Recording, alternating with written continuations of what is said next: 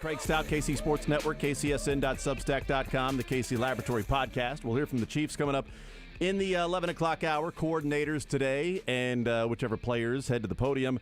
And we will play some sports or leisure in the 1 o'clock hour today. 913-912-4810 is the text line to join us. 913-912-4810, the text line to be a part of the show, part of the conversation. We will certainly talk some NFL football today. As I mentioned, that Craig Stout's going to be on the show, so obviously we will talk some football. We'll hear from the Kansas City Chiefs. So a lot of NFL will be covered today. We'll also talk a little college basketball, college football, maybe a little Major League Baseball as different news starts to trickle in and come in with the hot stove and things like that. The New York Yankees getting Juan Soto, so luckily they can get some better players. So that's good that the Yankees are able to acquire Juan Soto. They trade away 7 players, so there you go. I've had to grapple with my complicated baseball fandom, so I'm not really trying to throw stones, but a friend of mine who's a Yankees fan yesterday was tweeting earlier in the day, "Hurry up and get the Juan Soto deal done, Yankees. What are you dragging your feet for?" Yeah. I almost texted him, just like, "Hey, man, Royals fans can see this. Yeah, just get it done. Hurry up. Why are you guys waiting? I mean, baseball's right around the corner. Hurry up and get Juan Soto is the height of privilege." What's the rush? He's not from Russia, so why are you rushing? Okay, stop. Hot stove. Chill. So as things come across, we will get into that as well. 913-912-4810. As I said, that is the text line to join us. Let's talk with start with K-State, and we will talk about K-State, a couple of things going on. Wasn't the best day for K-State yesterday, unfortunately. Both in the basketball and the football side, for different reasons, obviously. We'll get into Colin Klein and that conversation of taking the Texas A&M job and what it could mean for K-State moving forward, who the offensive coordinator is going to be, etc. We'll talk about some of those things as it continues. But I do want to start off with the bigger story going around college basketball right now and locally, and that is Naquan Tomlin, who we have talked about throughout the season when we've discussed K-State. It's been with the caveat of, well, yeah, they're playing right now, and when they get Naquan Tomlin back, there's an elevated level of play that is expected from this team. We'll find out what this team can look like when the rotation gets going with Naquan Tomlin in the game, on the team, in the rotation, getting back used to everybody, working himself back in. That is not going to happen anymore, as he was dismissed from the team yesterday. The statement from Gene Taylor, and most people are using air quotes with the statement from Gene Taylor, but the statement from Gene Taylor says, "We have heard the concerns and the questions from K-State fans and friends around Naquan Tomlin's indefinite suspension from the men's basketball team. Situations like these are difficult. We know you want answers, but federal privacy laws largely prohibit the university and K-State athletics from publicly discussing specific information around circumstances like this. Those laws are in place to protect our student athletes, and more specifically, in this instance, to protect Naquan, as he is working through a process designed to support him and lift him out of a difficult time. Allowing for that space and time is critical, but in today's digital age, that unfortunately can lead to the spread of rumors and misinformation. And in this case, much of the information on social media is incorrect. I've been monitoring the situation and overseeing Naquan's suspension with Coach Tang's involvement. While we cannot share the specifics that have led to this outcome due to the reasons stated above, K-State Athletics can now share that Naquan Tomlin will no longer be able to continue with the K-State men's basketball team. This decision was not made lightly by me, but it is the decision warranted by the circumstances that brought it to bear. We appreciate your passion for our men's basketball team and for Naquan. Please know that together we stand united to do what is best for this young man's personal development and growth, and to do what is best to uphold the values of our teams and our university at large." That is the statement from Gene Taylor. Let's get into a few things on this. Going back to what happened October 30th, disorderly contact, fighting, brawling, was the arrest. Suspended on October 30th. Well, the arrest earlier. Suspended on October 30th. Granted diversion on November 16th. Returned to the bench last couple of weeks for K-State as sort of around basketball activities when he was not. But then he returned to the bench as diversion was granted. I don't know the details of the diversion program. K-State will know the details of the diversion program. They have a lot more information than, maybe of public consumption right now. The question here is the timing of the whole thing and the fallout of this entire thing. Because sometimes perception can be more important than reality. When the legend or when the myth becomes fact, print the fact. When perception is believed to be fact, it is difficult to overcome if it, in fact, may not be reality and the details and the facts. That's what K-State is dealing with right now. Because there is a commonly held opinion, and I don't think I disagree with it. There is a commonly held opinion that this decision was made while Jerome Tang and Gene Taylor might have been involved. Because if I say, hey, Josh, I'm going to go steal a car. I just want you to know I'm going to go steal a car. Are you involved? Well, you know about it. I'm aware that there's a plan. You're aware. Yeah. So I've involved you by telling you. Yeah. Right? And if you ever have to testify, well, guess what? Now you got to either perjure yourself or now I'm going to go to jail for doing something that I did wrong. But you're involved. So Gene Taylor and Jerome Tang are involved in the decision. And Richard Litton, the president of the university, is obviously involved in the decision as well. This is just too... I'm not a conspiracy theorist by nature. I'm just not. But this is too coincidental, the timing of it, to not be connected in some way, shape, or form. They play that game against Villanova. They chant Free Naquan during the game. Jerome Tang continues to get asked about Naquan Tomlin. But they chant the name. They chant the Free Naquan. The students start a protest outside his office, outside the building. Naquan Tomlin shows up to said protest to show appreciation to the support from the fans. He goes to Instagram and says, I want to be free. Picture of him in an empty gym. I want to be free, free, free. Certainly we all do. An hour later, news comes down that he has been dismissed from the basketball program. Now, are you going to tell me that he broke some sort of a part of his diversion program in that hour and a half from all of those things that took place? Or are you going to tell me that the president may have been more involved in this throughout the time, and the president of the university simply said, bleep this, he's gone? Maybe not the Instagram post, but when he's going to show up and almost cheer on the protesters, that's the last straw. Sorry, he's been suspended for this long. He is now dismissed from the program. Couple of reasons I believe this. I don't believe he would be returning to the bench if this was such an egregious act that Jerome Tang was like, look, this guy, and we'll hear from Jerome Tang, the press conference when he initially announced the suspension. And we'll hear from Jerome Tang, the question that he got a couple of days ago before the Villanova game, the most recent weighing in on Naquan Tomlin's status. I don't think he returns to the bench if this is so egregious, if this is something that happened that they cannot imagine, just appalled by it. Get away from the program, and once the legal process plays out, then we're going to let you go. But we're going to let the legal process play out because we don't want to overstep or whatever, but you're away from the program. He's granted diversion, and he returns to the bench to be around the players, be around the program, be seen at Bramlage. That's not something to where it was so egregious that they can't imagine that why is this guy even on the court? Why is he on the team? I would say that goes hand in hand with Taylor's statement, having a lot of language about protecting Naquan, a process that's difficult for him, a time that's difficult for him.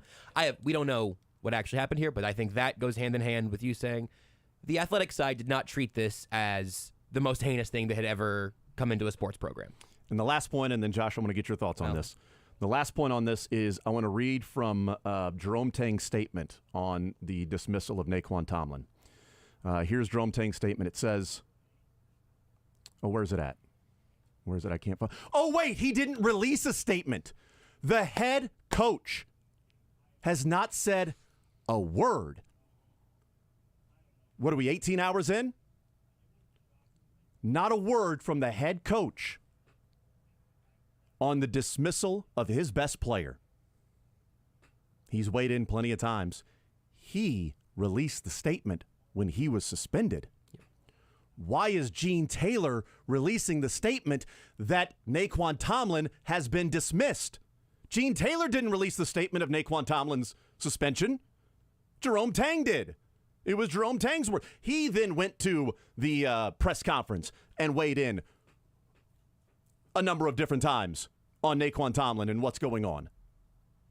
Yet, church mice. Nothing.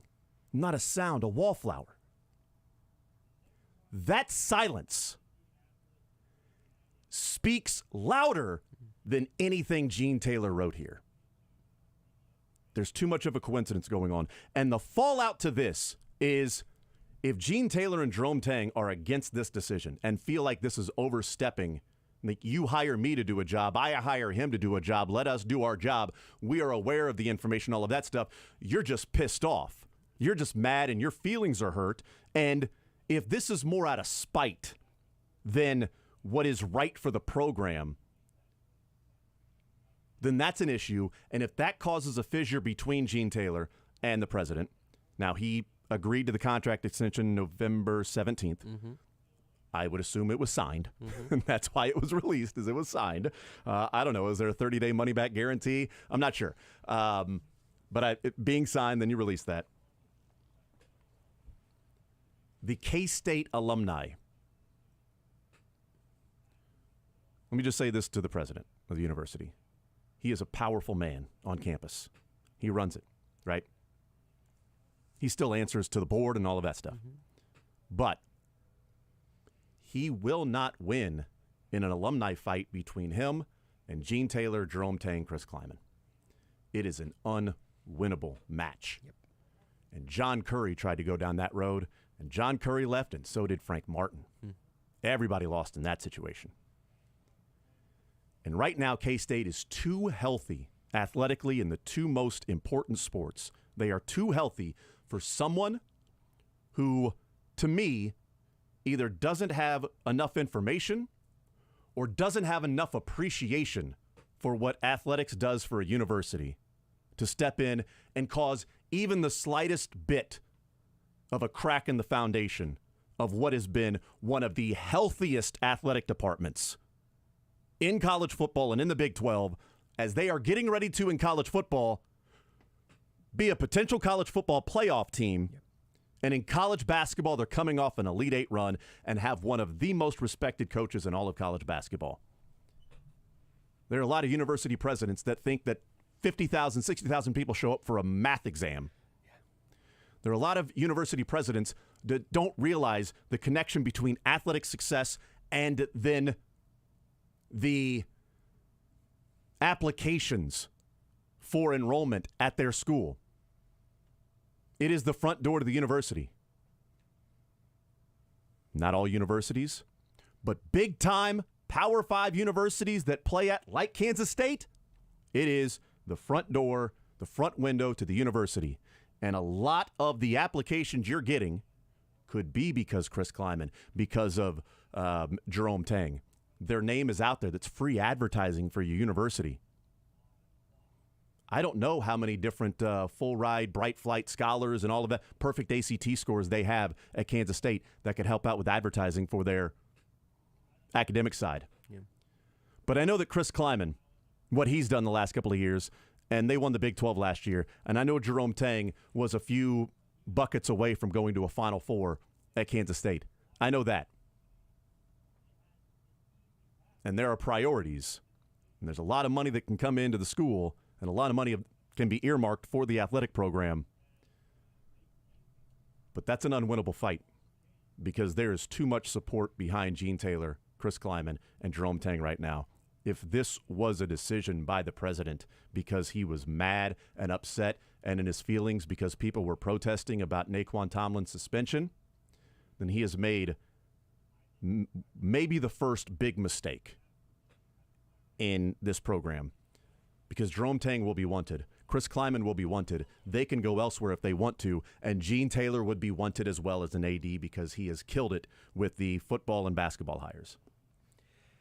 I know you're not saying this, just make sure everyone understands this as the baseline. None of what you just laid out is an argument for let athletes do whatever they want. They advertise your university for free, which is, again, I think a pretty obvious blanket, but I'll lay it out again. Thank you. That's obviously not the case. The question that I asked last night and continue to ask now that leads to the questions you were asking is, what changed? What changed from 10 o'clock yesterday to 10 a.m. today? What was the inciting incident? And again, I'm not even trying to be like vague on purpose here. If K-State has more information about worse elements of this, that if the details came out, we would all look around and go, oh yeah, no, he should not be with the program. That would be a path we could all go down that would be probably a pretty easy one. But that's not the way in which Kansas State has handled any of this at any point. Because if you have that information, he's not on the bench. If you have that information, you have to make bigger, more sweeping rulings more definitively a lot sooner. Every signpost along the way so far has seemed like it was leading to his return, his full support of the team, and then even Gene Taylor's statement. Again, like, emphasizes this is a difficult time for Naquan Tomlin. That's just not the language you use. It certainly shouldn't be the language you use when you are realizing you have just been, harboring a person who has done great harm to someone. If it is, that's a judgment that will eventually fall back to the people who make these types of statements. In this case, Gene Taylor, whatever. But I think when you try to actually zoom in on whatever the process was, wherever you can find consistency, even if it exceeds what your moral judgment may be, find where there was a change at some point that then spurred action. What is there a reaction to? And in this case, as you laid out at the top, it seems pretty obvious. When you do not get the name of the head coach, even on some sort of joint statement, when you get an AD who you could read the middle paragraph of this and think just as easily it was just a statement of support for Naquan Tomlin. The middle paragraph of, we know you want answers, but we can't give them right now, federal privacy laws and whatnot, but we want to protect the school and the student athlete, and, we don't want to let all these rumors and misinformation, so a lot of the social media information is incorrect. If you took that out of context, I would say, oh, okay, is this the statement of them reinstating Naquan Tomlin? It totally could be, with that being the most important paragraph from Gene Taylor's judgment of it all, aside from the news of it. So at the very bare minimum, K-State has clearly acted inconsistently. And then it takes you to a place where I don't think it's unfair at all to ask, now what is the power dynamic here? And look, you can say, hey man, showing up to a protest about getting you back on the court for following actions of your own doing, that's not a great look. And I think it's probably true. You can let that go on in the background and maybe continue to try to keep a low profile or whatever, but is that his fault? Is that another offense that got him dismissed for disorderly conduct, for inciting a riot? Like, that's not what we're talking about. So the frustrating thing is that even as this statement from Gene Taylor kind of makes some arguments and, frankly, excuses for a lack of information, because federal privacy laws are real, but hey, everyone, here's a statement from what actually happened, there's a lot more information you can give. This is a little bit of a crutch of, well, we just can't say anything else. That's very rarely true. I think most of the time professional sports organizations and, a Power 5 athletic conference qualifies as professional. They're all making money. Professional sports organizations very frequently say, we would tell you so much more if we could. We just can't. I don't really buy that sort of on its face. Mm-hmm. But it's a terribly inconsistent path that has led to this point now where I don't think it's in any way irresponsible to sit here and wonder about virtually every step of this process. And that's a horrible look for a unit that should desperately want to at least present a unified front, even if there were some disagreements along the way. So the protest that took place yesterday started at his residence and then moved to like 3 or 4 different locations. I think trying to find the president, because eventually it went to a place where his golf cart was parked. The one that Trevor Lawrence was looking for. I was going to make that joke if you did. Yeah, I'm going to give you a crack at it, much like his ankle. It's just a sprain. It wasn't until he had to walk 6 miles on it. It's true. It actually was fine until he had to. It was a low ankle sprain. It moved up as he walked on it. Right. It ended up being a knee contusion. Knee issue. It's weird. So it moved around, and whether that was trying to find the president and have their voices heard. Tomlin, shows up. A couple other basketball players show up at some point during it. I don't know the specifics of what took place at the bar that night, okay? I'm not going to speak on that. I know the rumors that are out there. I know what's in the police report, and I know what some other people are saying that may have taken place that night. If that's what took place that night, and this was so upsetting to the president, he would have been dismissed. Dismiss him then, absolutely. Would have been dismissed a while ago. If whatever happens is absolutely abhorrent, just dismiss the player in general. And some of the rumors to me are abhorrent, but it's rumors and it's not in the police report. So Gene Taylor says a lot of the rumors are inaccurate. Right. That is a piece of information he is willing to give in that It's a statement. good point. It's a really good point. It's a great point with that. A lot of those things on social media are inaccurate, as if he was from Oklahoma, he would say. Just because we're in some little toasty waters here, incorrect. His exact statement here is, and in this case, much of the information on social media is incorrect. Oh.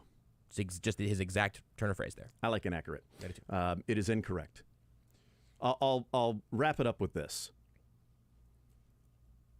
What he did may have been enough and dismissal worthy. I don't believe it's just coincidental of what took place yesterday in the eventual suspension. My point is simply, if Gene Taylor and Jerome Tang did not find it to be dismissal worthy, and they felt like there was a path to return to play, and he was still on that path. This is an if. He was still, if he violated something of his diversion, program, then hey, understand him. Yep. I get it. But if he was on that path, and all of a sudden the president steps in and says, bleep this, he's gone, I don't want to hear about it anymore. Gene, release the statement. He's done. I'm making the decision, but you will fall on the sword. Yep.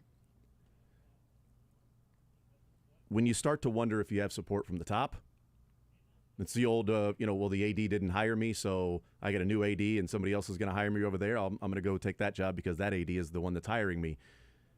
We've seen it happen at K-State before, unfortunately, and they lost a damn fine coach for a less than stellar AD. They are one of the healthiest athletic departments in AD, football, and basketball coaches right now in the country, and you don't want somebody stepping in to mess that up, to undermine that in any way because their feelings are hurt. That would be an issue. We'll take a timeout. We'll come back, continue rolling. I do want to talk some football. We'll get into some NFL football, some Chiefs football. I do want to weigh in on Colin Klein as well. Wasn't the best day. Colin Klein, obviously, different situation than Naquan Tomlin, but a K-State guy through and through that is now an Aggie, leaving Aggieville. Wow. For Aggie land. Maybe he's just confused. That's what it is. Damn it. That's why he didn't take Penn State. He's like, That's exactly right. What's a Nittany? I don't know what a Nittany is. I'm Aggie. familiar with Aggie Aggies. things. I'm familiar with Aggies. What about Washington? That's a Husky. Shut up.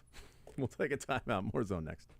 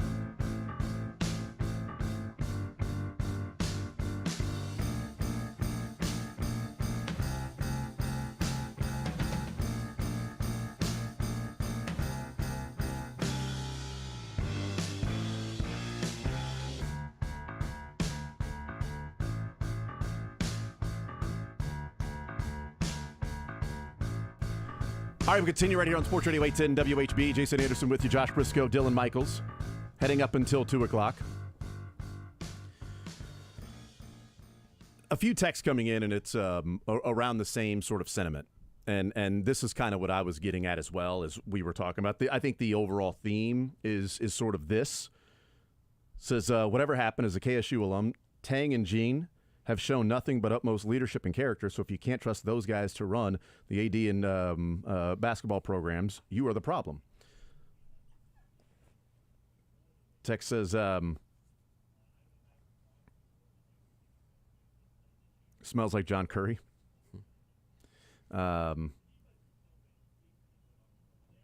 Text says, Gene Taylor has proven and earned the right to handle issues within his own department. Yeah. And I think that's a big part of it, that if he feels like his hands are tied and he must go and make this decision because somebody above him is just mad and tired of the conversation going on, I think that can be an issue. He did agree to the contract extension. Mm-hmm. Does that, change things moving forward? I don't know. Maybe this is something easily gotten over. We'll hear from Jerome Tang eventually. When does he talk? Friday? So that would be the day before the LSU game. So next time Jerome Tang. Friday is tomorrow, by the way. I just looked at that. That's big if true. So I don't know. Is he waiting to release a statement? He doesn't want to release a statement because he'll just talk on Friday, which is weird because he released a statement when they suspended him and then talked the next day. At the risk of over-belaboring this point, but I don't think it's a bad one to perhaps over-belabor, you also have it, your head coach is Jerome Tang. Like, it's not like he has a reputation of overlooking some off-the-field sort of concerns to get the bet. Like, in terms of a head coach with a level of personal integrity, you are betting on that being a very real thing for Jerome Tang. If it comes out that this was all been a farce for Jerome Tang, I think a whole lot of people, myself very much included, would be enormously surprised. Which, again, brings it back around to if this was a dismissible offense, he should have been dismissed at the time. Yeah. And my inclination, even though my inclination generally is to not trust teams to do the moral thing when the sports team is on the line, I kind of trust Jerome Tang to handle it swiftly and sternly and in a way that he thinks is going to pay off. Like, I think he's earned that benefit of the doubt a little bit. Making the move to dismiss him last night is the part of it that is so confusing. Yep. 913-912-4810. Colin Klein leaves to take the offensive coordinator position at Texas A&M. When I first heard the news, it's a couple of interesting things around K-State in football coaches, related to football coaches. The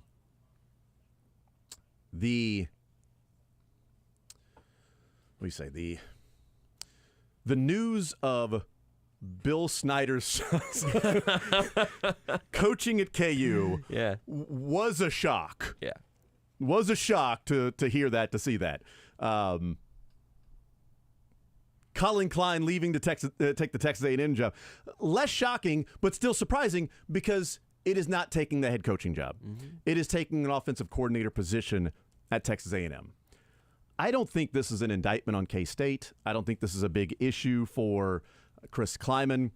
I think what will happen with Chris Kleiman and also Lance Leipold, I think one of the parts of being a head coach, and neither of them are first-time head coaches, but when you get into a head coaching position at the Power Five, one of the things that can be difficult, and it happens in college basketball a lot, is when you lose assistants, how good are you at hiring the next assistant? Because when you're coming up in the game, you have an idea of who's really good. Right. Like this assistant, that is, when you're an assistant coach and you're out recruiting and all this stuff, you have a pretty good idea of other assistants that you may work well with. You get an idea of their work at others. When you're the head coach, you're the head coach, and your assistants are doing all of those things. You're theoretically bringing them up a level with you also. Hey, right. Come with me to Kansas. Yeah, exactly. Kansas State. Right. The longer you're there as a head coach, the less informed you are at the ground level of some of the up-and-comer guys. So you're relying on others' opinions and things like that. Hiring assistants, and then if they graduate to a better job, a head coaching job, then hiring their replacement. Because clearly if they're getting that job, they were damn good at what they do. And Colin Klein is damn good at what he does. And Texas A&M's offense will be better than what it was under Bobby Petrino. I have no doubt about that. Bobby Petrino's offense was awesome in 2006. Man, they ran wheel routes. Revolutionary. You know, they're Incredible. they're actually running some tempo with their offense. In college football? They're passing it a lot. Wow. You know what he's doing? He's running plays that set up other plays. This is really What did their fullback do? I imagine at least 2 or 3 fullbacks probably, right? plenty. Okay. Many fullbacks. Okay, good. Their backs were all full. Good. Okay, they 8 and 8 and 8. He leaving to take the A&M job sucks because he's really good.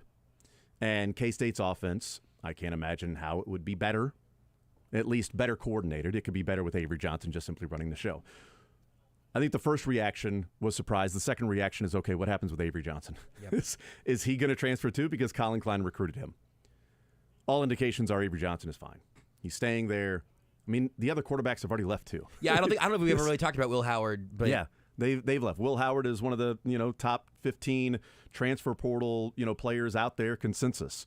The number 12 overall transfer portal player is no longer on the market as he committed to Mizzou yesterday.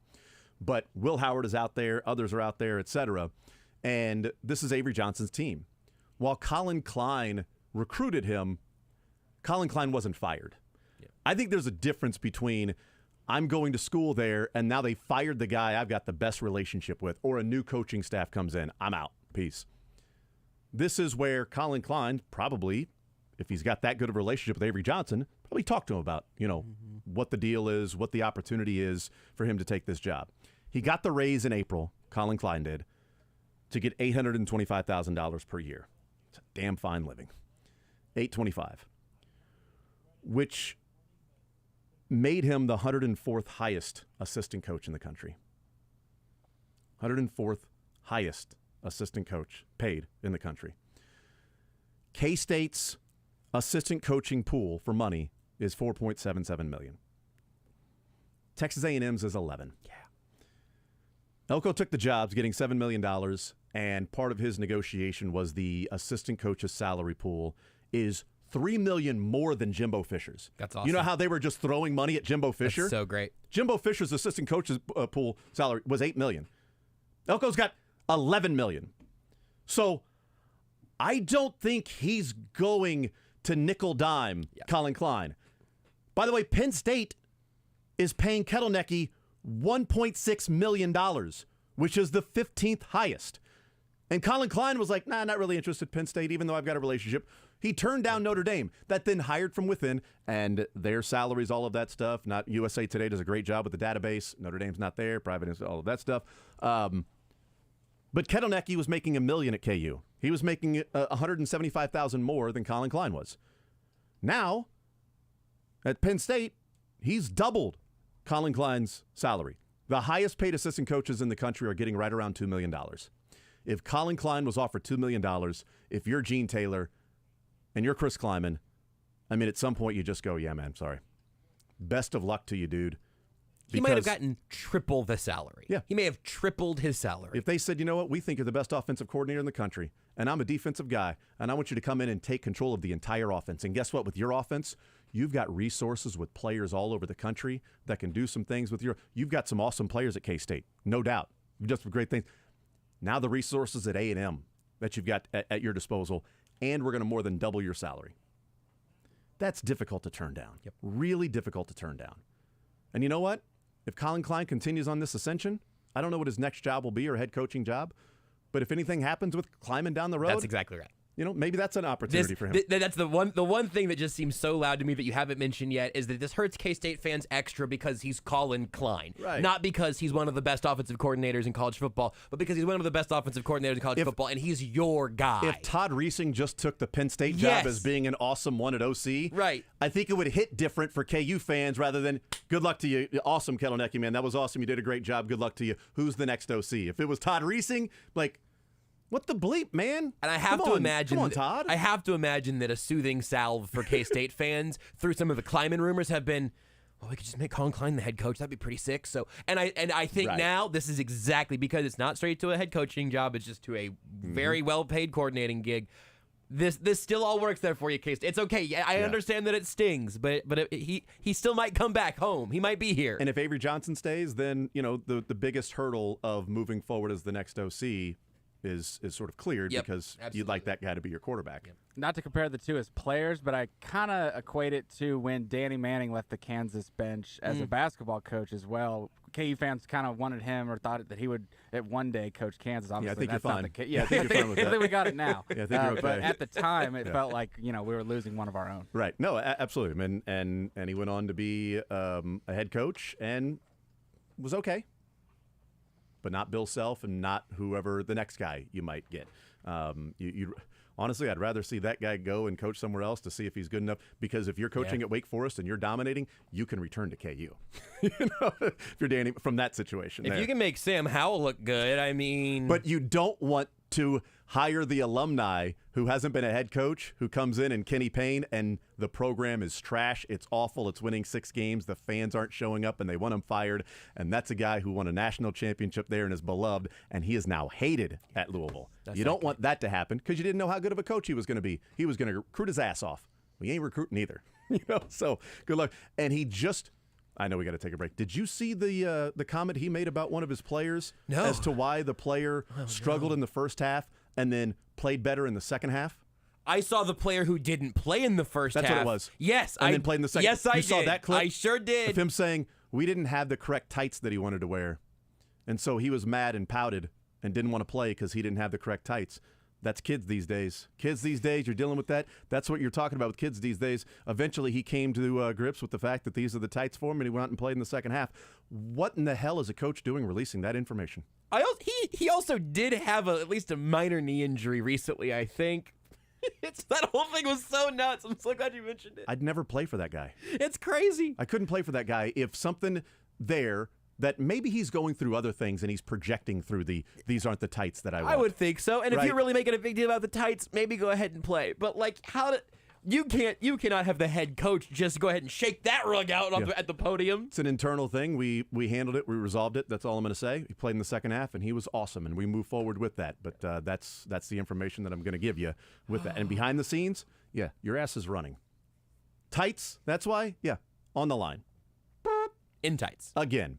You know what? 15 pairs of tights. Run. Go. More so next.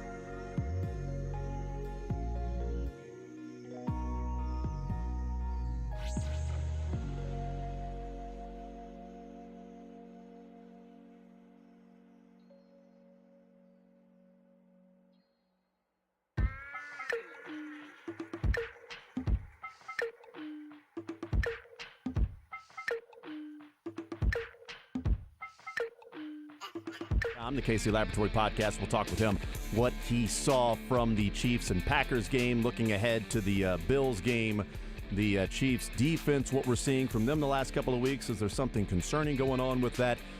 Where are the areas of optimism moving forward with this team? We'll do all of that with Craig Stout coming up in the next segment. We'll also hear from the Kansas City Chiefs Coordinator Day, Spags Tobe, Nagy, and we'll see which players will be at the podium today as well. And, of course, today, Sports or Leisure coming up in the 1 o'clock hour, presented by Johnny's Tavern. So that is going on today. We'll talk with Craig Stout coming up next. KC Sports Network, kcsn.substack.com. More Zone right after this. It's a Thursday edition at Sports Radio 810 WHB.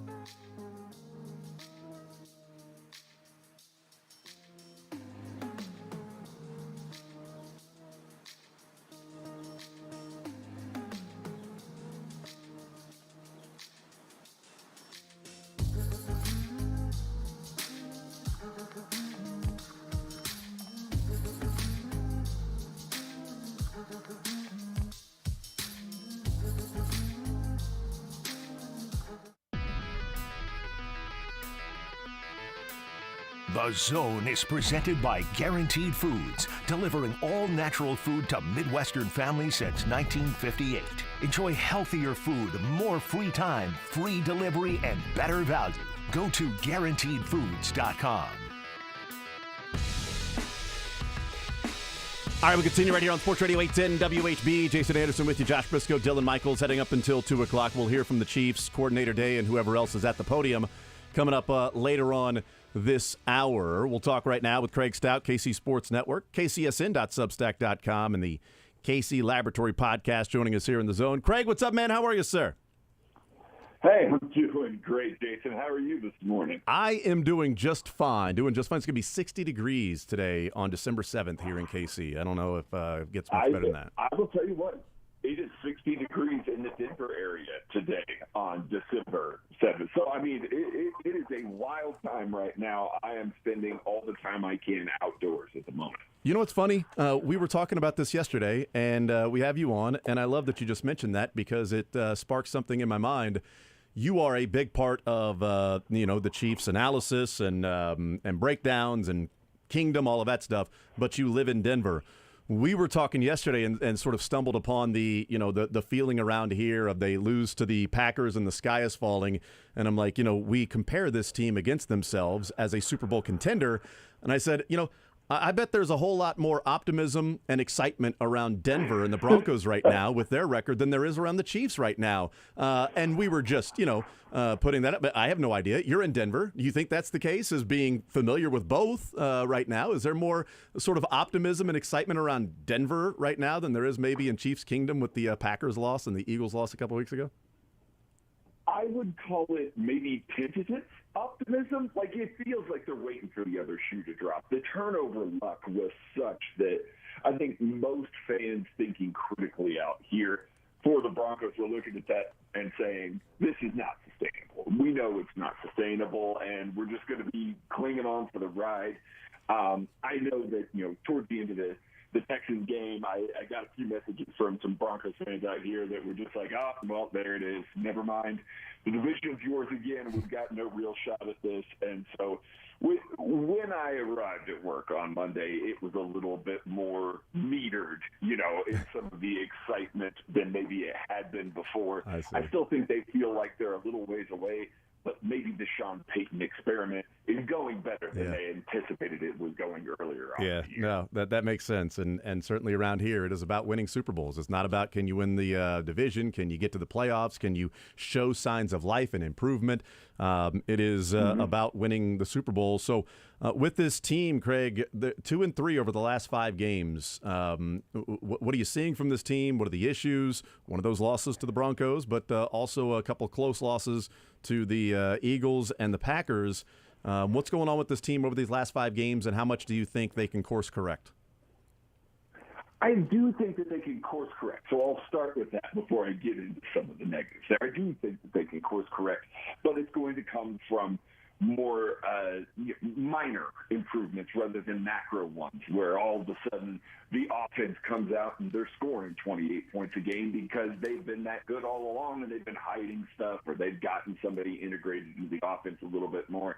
I think we've seen what this offense is. So these improvements will be minor. It's maybe leaning on the run game a little bit more, especially in the second half of games, to try and get things going, even when you're down, because that just seems to be a more consistent way of moving the ball right now. And that is embarrassing to say with Patrick Mahomes at the helm, but it's the reality at the moment.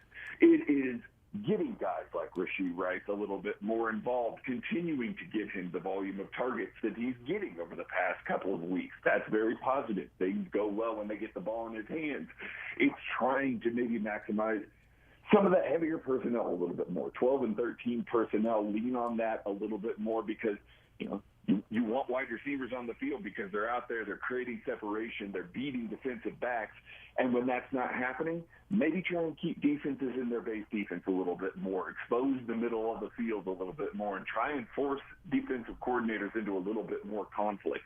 Those are all things that can still happen with this offense, but I still think the ceiling is going to be 24, 25 points a game, and that's basically what we're going to see throughout the rest of the year. So I've got my eye on the defensive side of the ball, as always, and I'm looking at, can they eliminate some of the mistakes that they've made recently? You can look at injuries. Against the Green Bay Packers, that mattered a lot, as did spike length. I know I've talked about it a lot on the KC Lab this week and the other KCSM podcasts. Trent McDuffie spent a ton of time on the ground this week. People were overrunning things. That performance against the Green Bay Packers is not indicative of the defense that they are. Couldn't plant the feet in the ground, couldn't get upfield, couldn't fill the run game the same way, and that allowed the Packers to do some of the things that they were doing really, really well. I expect an improvement. I know the beginning of that Raiders game was not great. They came out very flat, but they turned it around. They were the same defense that they had been all year long from about the 13-minute point in the second quarter throughout the rest of the game. So I'm not terribly worried about the defense, but I do want to see them look like themselves again this week against the Buffalo Bills. And if that's the case, well, then I'm starting to talk about them being the best team in the AFC again, Super Bowl odds-on favorites and all of that stuff. I want to play this clip from Mike Dana yesterday in the locker room. Todd Lebo working the locker room for us. He was not at the podium. Chris Jones was. But here's Mike Dana, and he was talking about the slow starts the last two games. And I thought there was a couple of interesting comments here from Mike Dana, Craig. So if you want to take a listen, and for the listeners as well, here's Mike Dana in the locker room yesterday talking about the defensive slow starts for this team. We're just getting off to a better start. We can't come out flat like we did these past two games. So whether it's just increasing our preparation this week or improving on our fundamentals and our techniques, or as simple as just doing your job, a lot of those plays can be eliminated if we simply just did our job. You were talking about the tough starts to the games, the last couple of games. Obviously, third down is always a big down all game long. Mm-hmm. That's where some of the struggles maybe have been. Is there a secret to making the stops on third down? Or just really all of us just doing our job. Just got to improve on that. We weren't all on the same page, and that's no secret when you turn on the film. So if we tighten up the screws in the D-line room, linebacker room, and the DB room, we'll be all together. We'll be good. We'll get back to how dominant we were at the beginning and halfway through the season. We'll get back to that, but we kind of just honing in on our details and doing our jobs. How's the confidence level right now in the meeting rooms and all that? Confidence is still there. That's the biggest thing. You can't play this game without being confident on Sunday. There's no confidence lost. We're all still fired up about Sunday. We can't wait to get out there. So there's not a knock on our confidence. We're ready to go. Okay, so in that clip, a couple of things. I think there can be some cliche, and we came out flat the last couple of weeks. But he did say, we've got to come out stronger. We can't come out flat like we did the last couple of weeks. Maybe that's just not thinking they're going to come out flat, right? You show up with the intensity, and then you look back at the film and like, oh, I guess we came out flat. But then saying in that second answer there that, just not on the same page, and that was pretty evident when you look at the film. And then he talks about, the linebackers and the defensive line and the safeties all sort of working together. There's nothing wrong with the defense having a bad game. And I think that is pretty evidence of what took place. And we also had a question answered of, can this offense make up if the defense has a bad game? They couldn't in that particular one.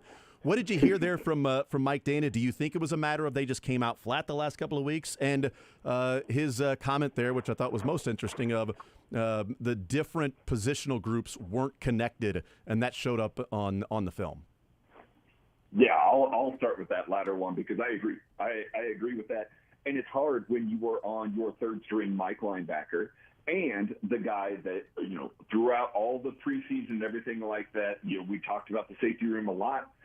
Justin Reed credited Brian Cook with being the guy that was calling the plays. Trent McDuffie credited Brian Cook with the guy that was barking things out in the backfield there.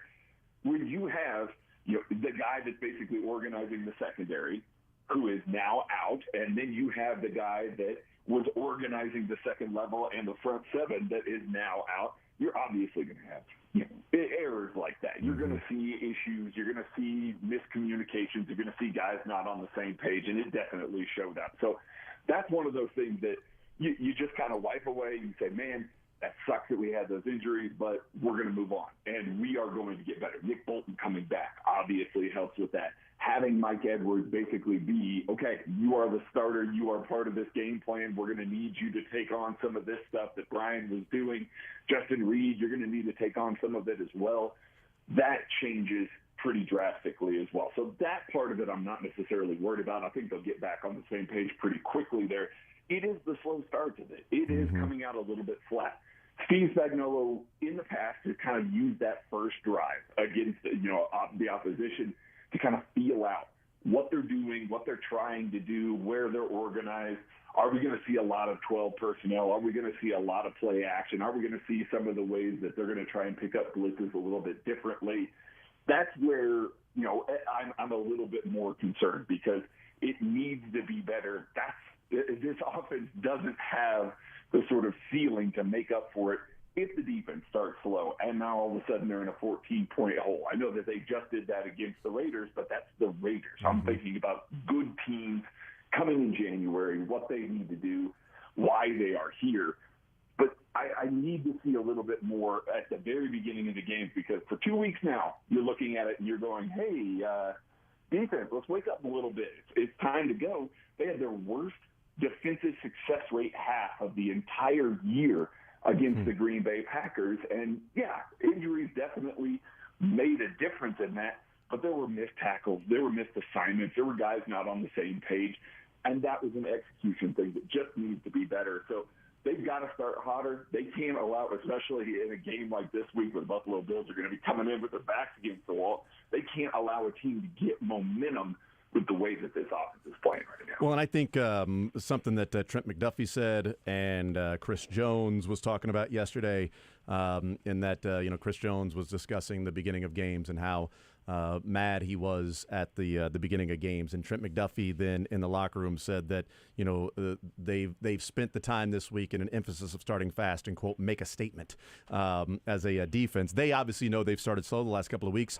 Is there a common thread in those two games and starting slow, and I mean it from the opposing team, not just the Chiefs came out and maybe the defense thought they were that good and rolled their helmets out there and then they thought, oh wait, now we're in for a fight. But a common theme. The first half, the Raiders 14 carries, 105 yards in the first half of the game, and they have 14 points and a missed field goal down inside the red zone. Green Bay first half, 12 carries, 70 yards, and they have 2 long sustained drive. That's 7 yards per carry on 26 attempts, by the way, in the first half the last couple of games, and a lot of power right at the Chiefs. Is that a common theme that, if you're the Bills, if you're, the Patriots, if you're the Bengals, that you look at that and go, all right, we'll go heavy 12 and 13 personnel, and we'll try to keep them off balance with some reverses, some pop passes, some things like that, so they still have to cover sideline to sideline, but our basis of operation is going to be power right at them and then playing off that. Yeah, there's a lot of focus on heavy personnel against the Chiefs defense right now, and that is something that we saw probably for the first time used really effectively against the New York Jets. The Jets came out in heavier personnel, tried to lean on not the run game, but putting that second level in this run-pass conflict, with Willie Gay Jr., Leo Chanel on the field. Love those guys, but there are times, when they are in that run-pass conflict that they don't always read things out exactly appropriately. They're not dropping into the right passing lanes. And so we saw the Jets specifically get out there, get into heavy personnel, and throw the ball well. Broncos did that pretty well as well. And so the Chiefs have started to make some adjustments with those linebackers to try and say, okay, we're going to try and make sure that we don't get beat by explosive plays. Our defensive line is playing pretty well. We're going to be able to defend against the run anyway, even if we're not, reading downhill immediately. And over the past couple of weeks, that has shown up. Teams have seen that, hey, the Chiefs are trying to drop out into coverage a little bit quicker at the second level. We're going to get into heavy personnel again, keep those guys on the field, and then we're going to lean on the run game, play action passing, and try and keep this base defense on the field. Chiefs have seen a lot more of their base defense so far this year. It's about 25% of their snaps have come in the 4-3 right now. And right now, they're just not having the kind of week-to-week success rate out of the base defense. Last week against the Green Bay Packers, they had a 35% base defense success rate. That is terrible. That means about one in every 3 plays that the offense, or 2 in every 3 plays that the offense runs, they get ahead of the sticks. They're having success. That's not good. That wasn't good in previous Spagnuolo years, and that's certainly not good in a year like this year where the Chiefs defense is the primary motivating factor for this team. So they've got to improve on all of that. Nick Bolton will certainly help with some of that just because he is such a stout run defender in the middle of the field and makes up for that when Drew Tranquill hopefully gets healthy from this concussion protocol, gets, not necessarily this week, but maybe in the future. Having those 2 guys on the field together really makes such a big difference. And, I think people forget Nick Bolton's been out for a lot of games this year. This isn't the first injury that he had. He had one earlier on in the season. We haven't seen a ton of Nick Bolton and Drew Tranquill together. I think once we get into the base defense with those 2 guys on the field together, that's going to help rectify a lot of these things, and we're going to see an improvement there. Craig Stout, KC Sports Network, is our guest, KC Laboratory Podcast. I want to talk about Rashee Rice and what the Chiefs are doing with him the last couple of weeks.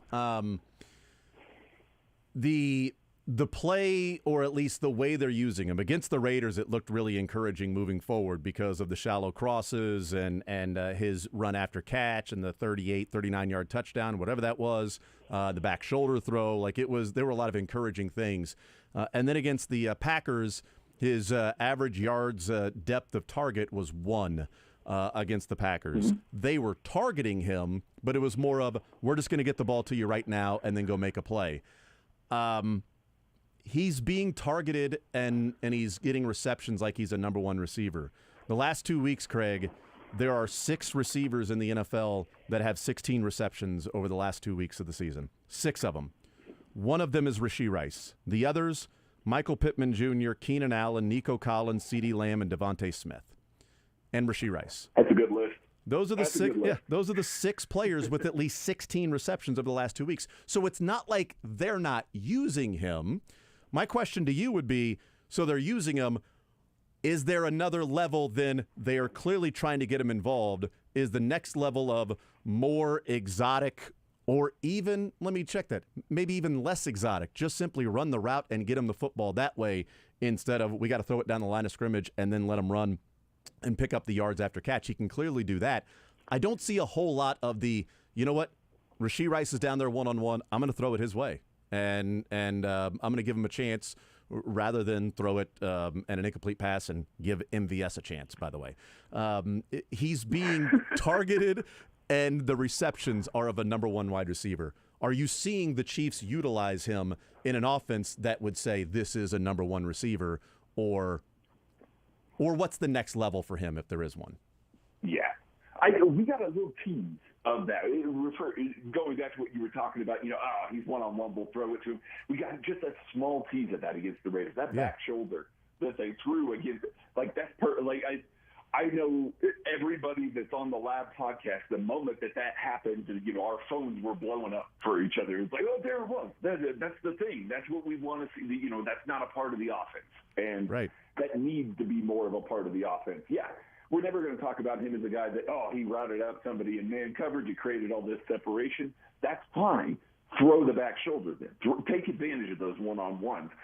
I am interested to see if they get him involved more. The way that the Green Bay Packers were playing, which was a very soft coverage, especially early in the game there, I understand a little bit why there's a 1-yard ADOT, because you're getting the man, the ball in his hands with nobody in front of him, and he's able to run into space. And it paid off. I didn't really have a problem with his usage necessarily, but I say that with the caveat of I saw his usage against the Raiders, so I know that they're experimenting with him. I know that they're showing some of the things that could grow it towards a number 1 wide receiver for this offense. If it was just that over and over and over again, I would be concerned about his involvement. Now, remains to be seen throughout the course of his career what he's going to develop into, what he's going to translate to.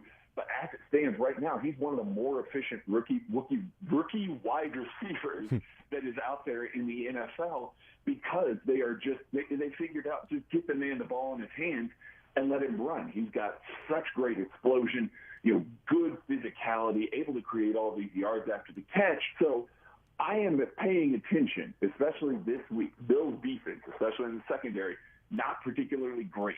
And, hasn't been for a couple of years now, but really does not look particularly great this year. Do we see a few more opportunities for those one-on-one moments? Do we see a few more, deeper crossers, trying to hit some more explosive plays with him rather than just saying, hey, get the ball in his hands and run with it? They have lots of guys on this team, the Kadarius Tonys, the Nicole Hardman, even Richie James, that they like doing that with. We need to see another dimension from Rashee Rice consistently, and the stuff that we saw against the Raiders, if we see it against the Bills, I'll feel like it's for real and that they've got a package of plays. Once they get to January, where we're going to see kind of the offense open up a little bit more than we've seen so far this year.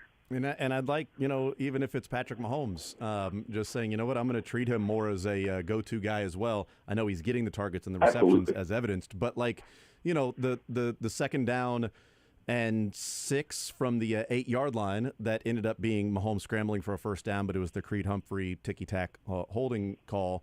The all-22 is, if you take the number 4 jersey off of Rashee Rice and, you put DeAndre Hopkins there, I don't think there's any question Mahomes throws him the ball. He was wide open. He was uncovered. And he's running, waving his hand in the end zone, and then Mahomes tucks it and runs. And I think that might be just a lack of trust of just like, okay, I'm going to go through the progressions, and I know I can rely on this guy, or there's Kelsey, there's Rashee Rice. It was Kelsey and Tyreek Hill. And I'm not saying Rashee Rice is Tyreek Hill, but when a guy is your best receiver and he's running that wide open and Mahomes is sitting in the pocket, I kind of feel like he should be looked at. And then, one of the final plays of the game, the first down play of the final set of downs after MVS was, went out of bounds, controversially, whether the clock was stopped or not. That first play when Mahomes, chucked it down the middle of the field to MVS and there were 5 guys there or whatever, and it fell incomplete. Rashee Rice was running open down the left sideline with only a safety that was like 15 yards in front of him. Like, Mahomes can fire a dart to Rashee Rice, and even if he lobs it, that's Rashee Rice taking on a safety one-on-one. That to me is like, man, take that chance. Give him a shot rather than MVS with 4 guys around him. That's also a progression maybe that I would like to see from Patrick Mahomes. And I'm not saying he's open every time. So Mahomes may see it, Craig, on film and like, this guy's hardly ever getting open. And I'm pointing out 2 times where he was. You know what I mean? Right. So I totally understand that this is the untrained eye. But I do wonder, like, if it's a different name or something, like, he has such a rare ability of going and making, contested catches. We've seen that one time, and I do hope that's the next level of, all right, I'm going to treat him like this. And on this route, I'm looking his way, and, oh, wow, he's uncovered. Here's a touchdown, easy. Pitch catch, there's It's now 14-10. Right. Yeah, no, I think we will see that as he continues to grow. We don't know where Patrick Mahomes is in his progression. Yeah, and the sure. 2 plays that you're referring to there, one of those is red zone, where the offense has been especially poor, has thrown some, really bad picks, turned the ball over, it just has not looked good in the red zone. So, a young wide receiver who may not be on the same page every single play. Yeah, maybe he's not looking that way as often because of that. At the end of the game, you're in hurry up and you're making checks and you're verbal checks that are real quick, and we got to get on the field and let's hope that everybody got what I was saying. And so I'm looking down the field. Yeah, I know everybody had a problem with the MVS targets. I get it. I totally do.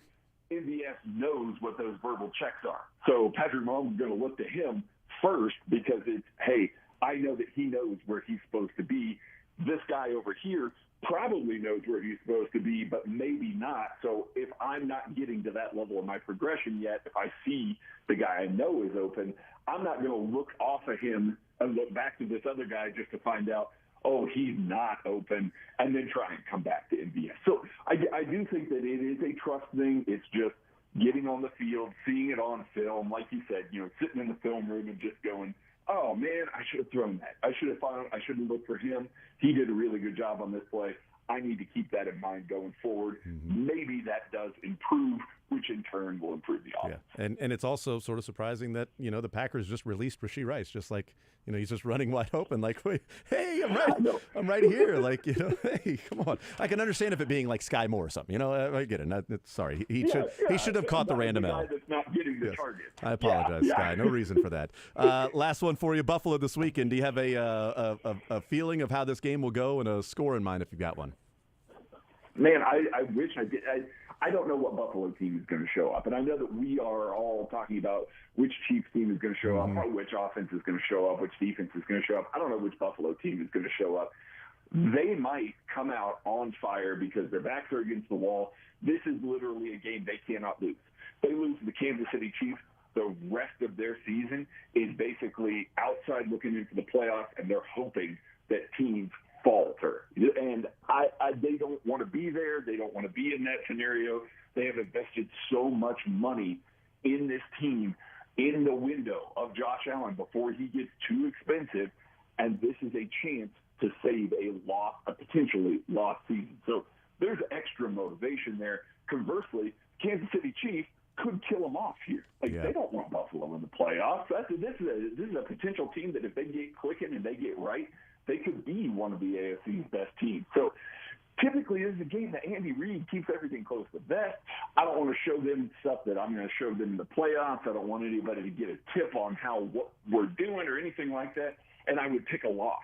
But because they have the chance to just basically push them down, keep them out of the playoffs, I feel like we might see the good Andy Reid script, that we might see, hey, we're going to try and bury an AFC opponent in the regular season for once because we need them to be out of the playoffs. So it's a weird vibe. I can see where both sides are coming from there. I do think that the Chiefs defense is going to play a lot better having Nick Bolton back, having these guys basically on their home field where they're comfortable, where they're more within the structure of what they're used to and all of that. I think that's going to matter for the defense.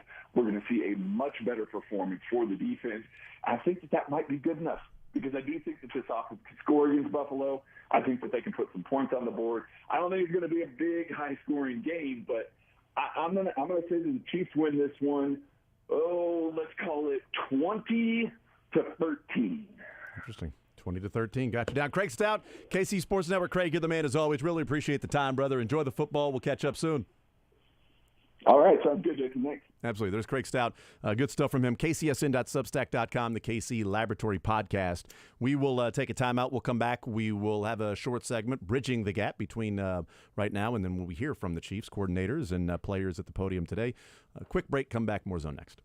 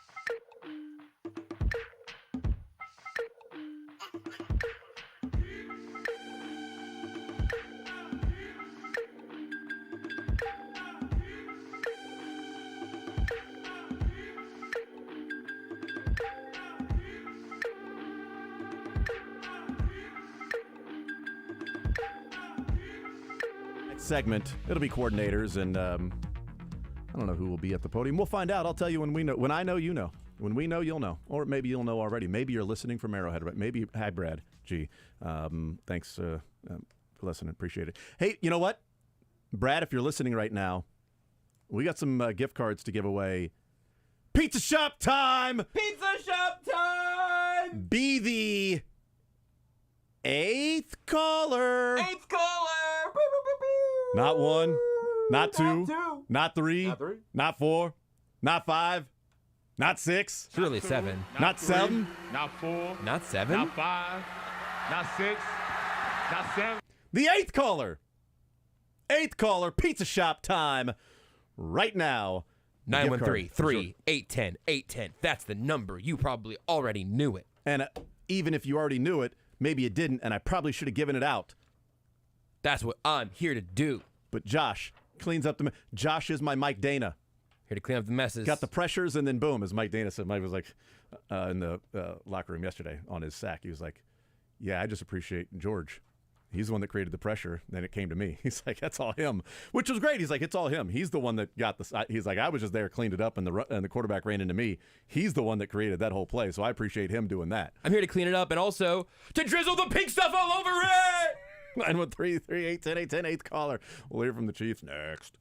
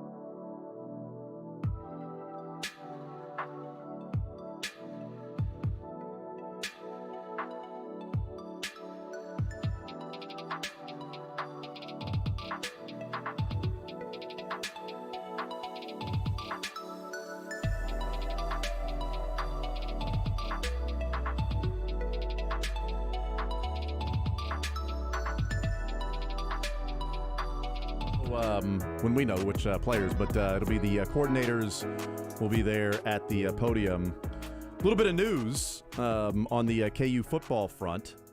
Is it official? Is it being reported there's interest, or is it being reported that the hire has been made? Reported by Ross Dellinger, Kansas is expected to hire former Baylor and BYU offensive coordinator Jeff Grimes as their new offensive coordinator, according to Ross and Yahoo Sports.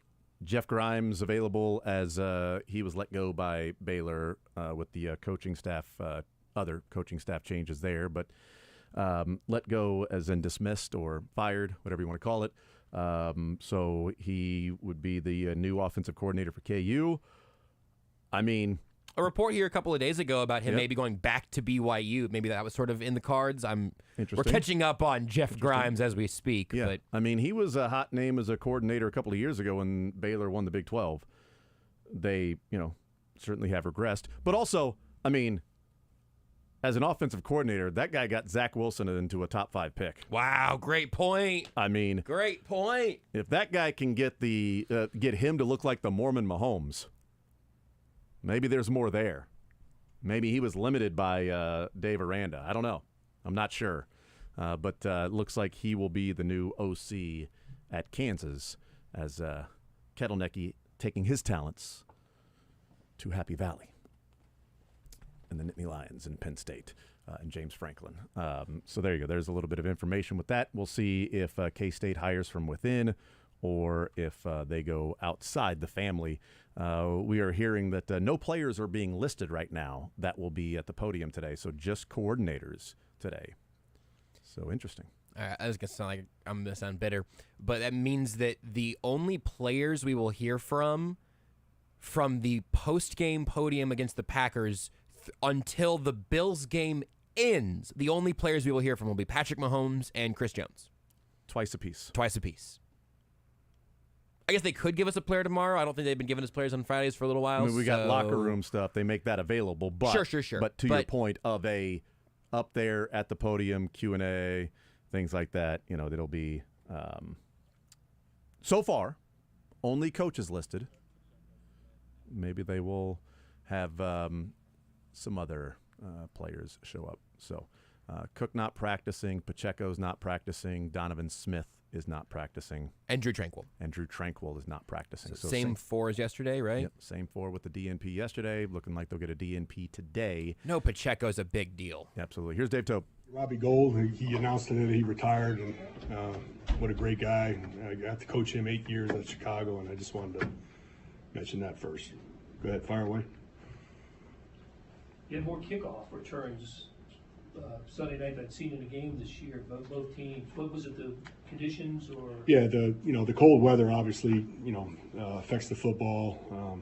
You can't kick them as high. You don't get the hang time, so it gives you an opportunity to get returns. You get the ball in your hand, and the coverage is not right on top of you, so you take a shot. I mean, every week is different. It depends on who you're playing, what their coverage teams look like, and how. We get a couple last week. You can't kick them as high. You don't get the hang time, so it gives you an opportunity to get returns. You get the ball in your hand, and the coverage is not right on top of you, so you take a shot. I mean, every week is different. It depends on who you're playing, what their coverage teams look like, and how high they hang the ball, and weather. All those things come into play every week. So we were able to get a couple last week. Were you satisfied with your teams? Yeah. I thought we were one block away on the first kick return. That we had the middle, and then the left. We obviously got that one out to the 34, I think, or 34, 35. So those are good results. 17. Richie is, he's done a good job so far. Dave, have you seen any similarities between Butker and Robbie Gould? A lot. Yeah, there's a lot. Yeah, great. I mean, I've been fortunate to have two great those two guys, and and very similar in their stature. Taller guy. Robbie was like, at the time was probably way taller than a lot of other kickers in the league, and now Butker's tall, but not the tallest anymore. But they're both similar in their technique, the consistent technique. It's easy to coach and easy to see when they do something a little different than what they normally do because they're so consistent. just and both of them great guys and hard workers. So they're a lot similar that way. What's the scouting report about the Bills? What are they like on Stone? Yeah, very good. I mean, they got the same personnel as they had last year. They're all back.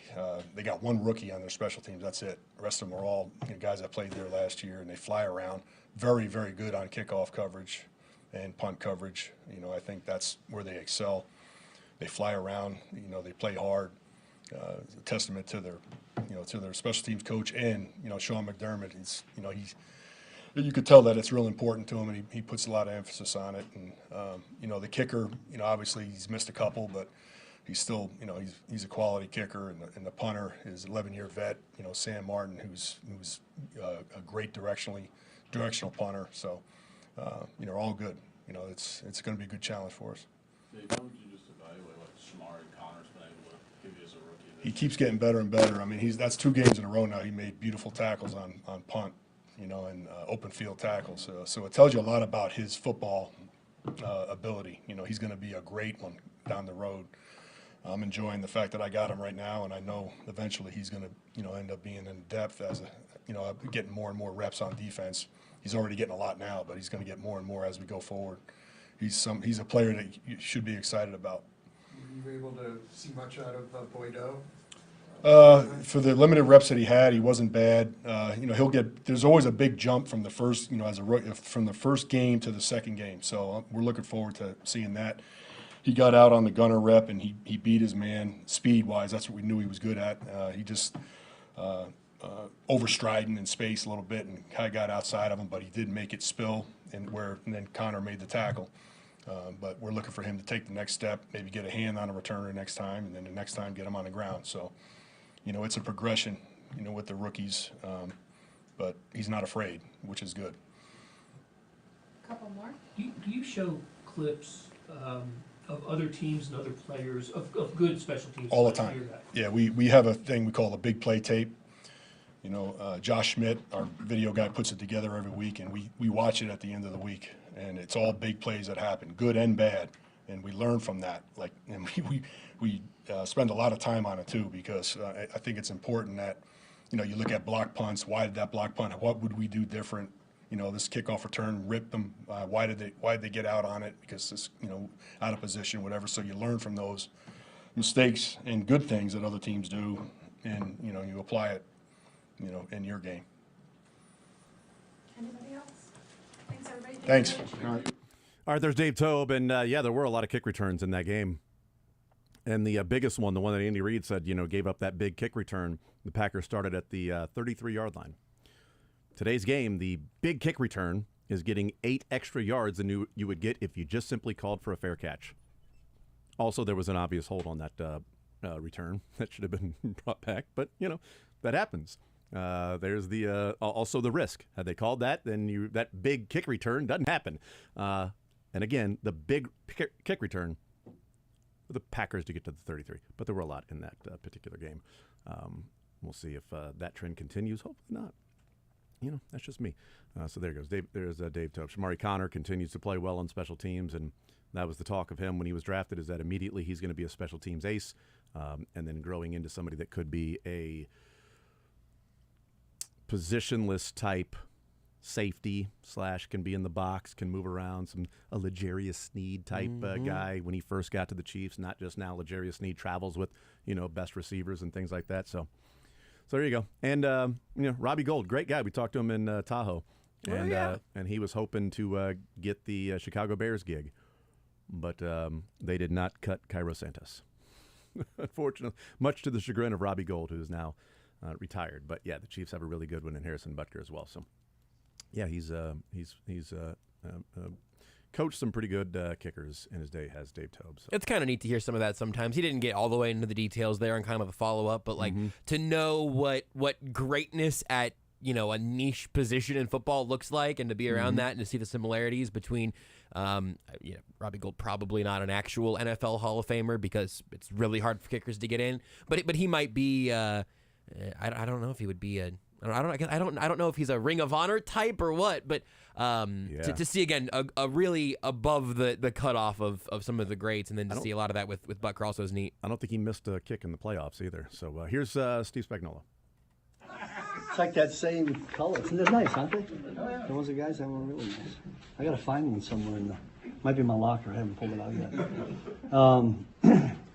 Well, listen, a little disappointed in last week, but we're on to the next one, and they do not get any easier because we know in times past with this offense they're tough to defend. So with that, I'll just kind of open it up and let you guys roll. What's been the challenge with maybe the run game a little bit earlier in games these past 2 weeks? Yeah, I tell you what, it comes back. We've talked extensively about it this week. You know, sometimes I'm not so sure we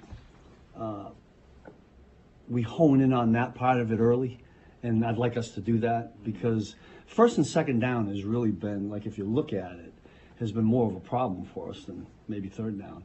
We only got them to 10 third downs last week. If you count the fourth down, it would have been 11, those kind of situations, and that's not enough.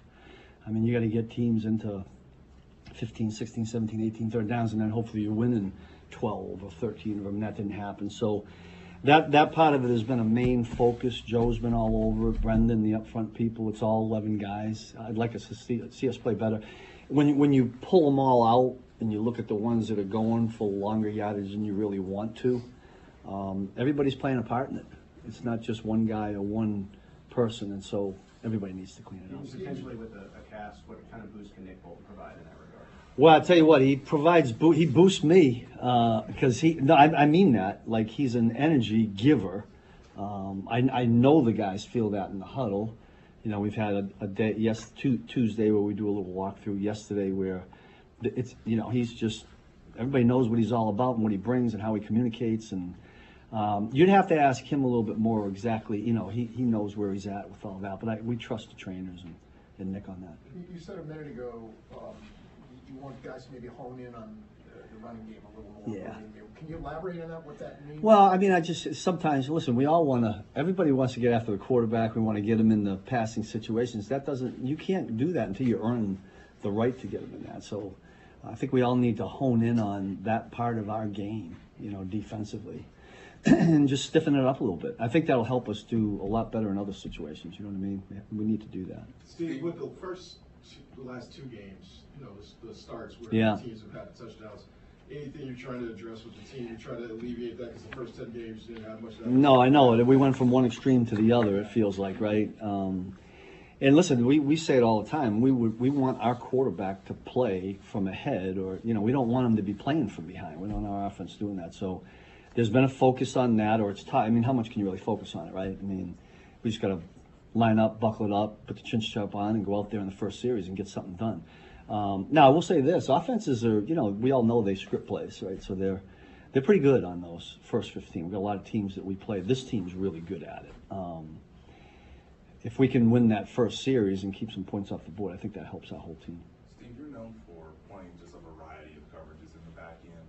Obviously, a very good group in the dime personnel, but yeah, is there less that you can do without Brian Cook, or how much does Brian Cook's absence change the equation? Well, we'll miss Brian because I think he did a lot of good. The things that stick out, a couple of plays that stick out for me and Brian, I keep going, we've talked about this before, that play in the Jet game where he's made some open field tackles that are really important. We need the guys that go in there for him to do the same thing. I think we're really fortunate in having Mike Edwards because Mike will be the guy that will fill in there for Brian. And Mike's a cerebral guy that has picked up the defense really well.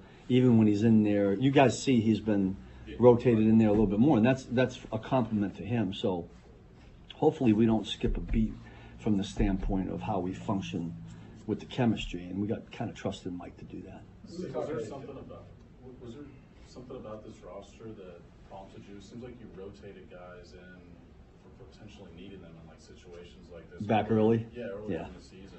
I think we might have talked about that one day here. I know I've talked about it with the coaches.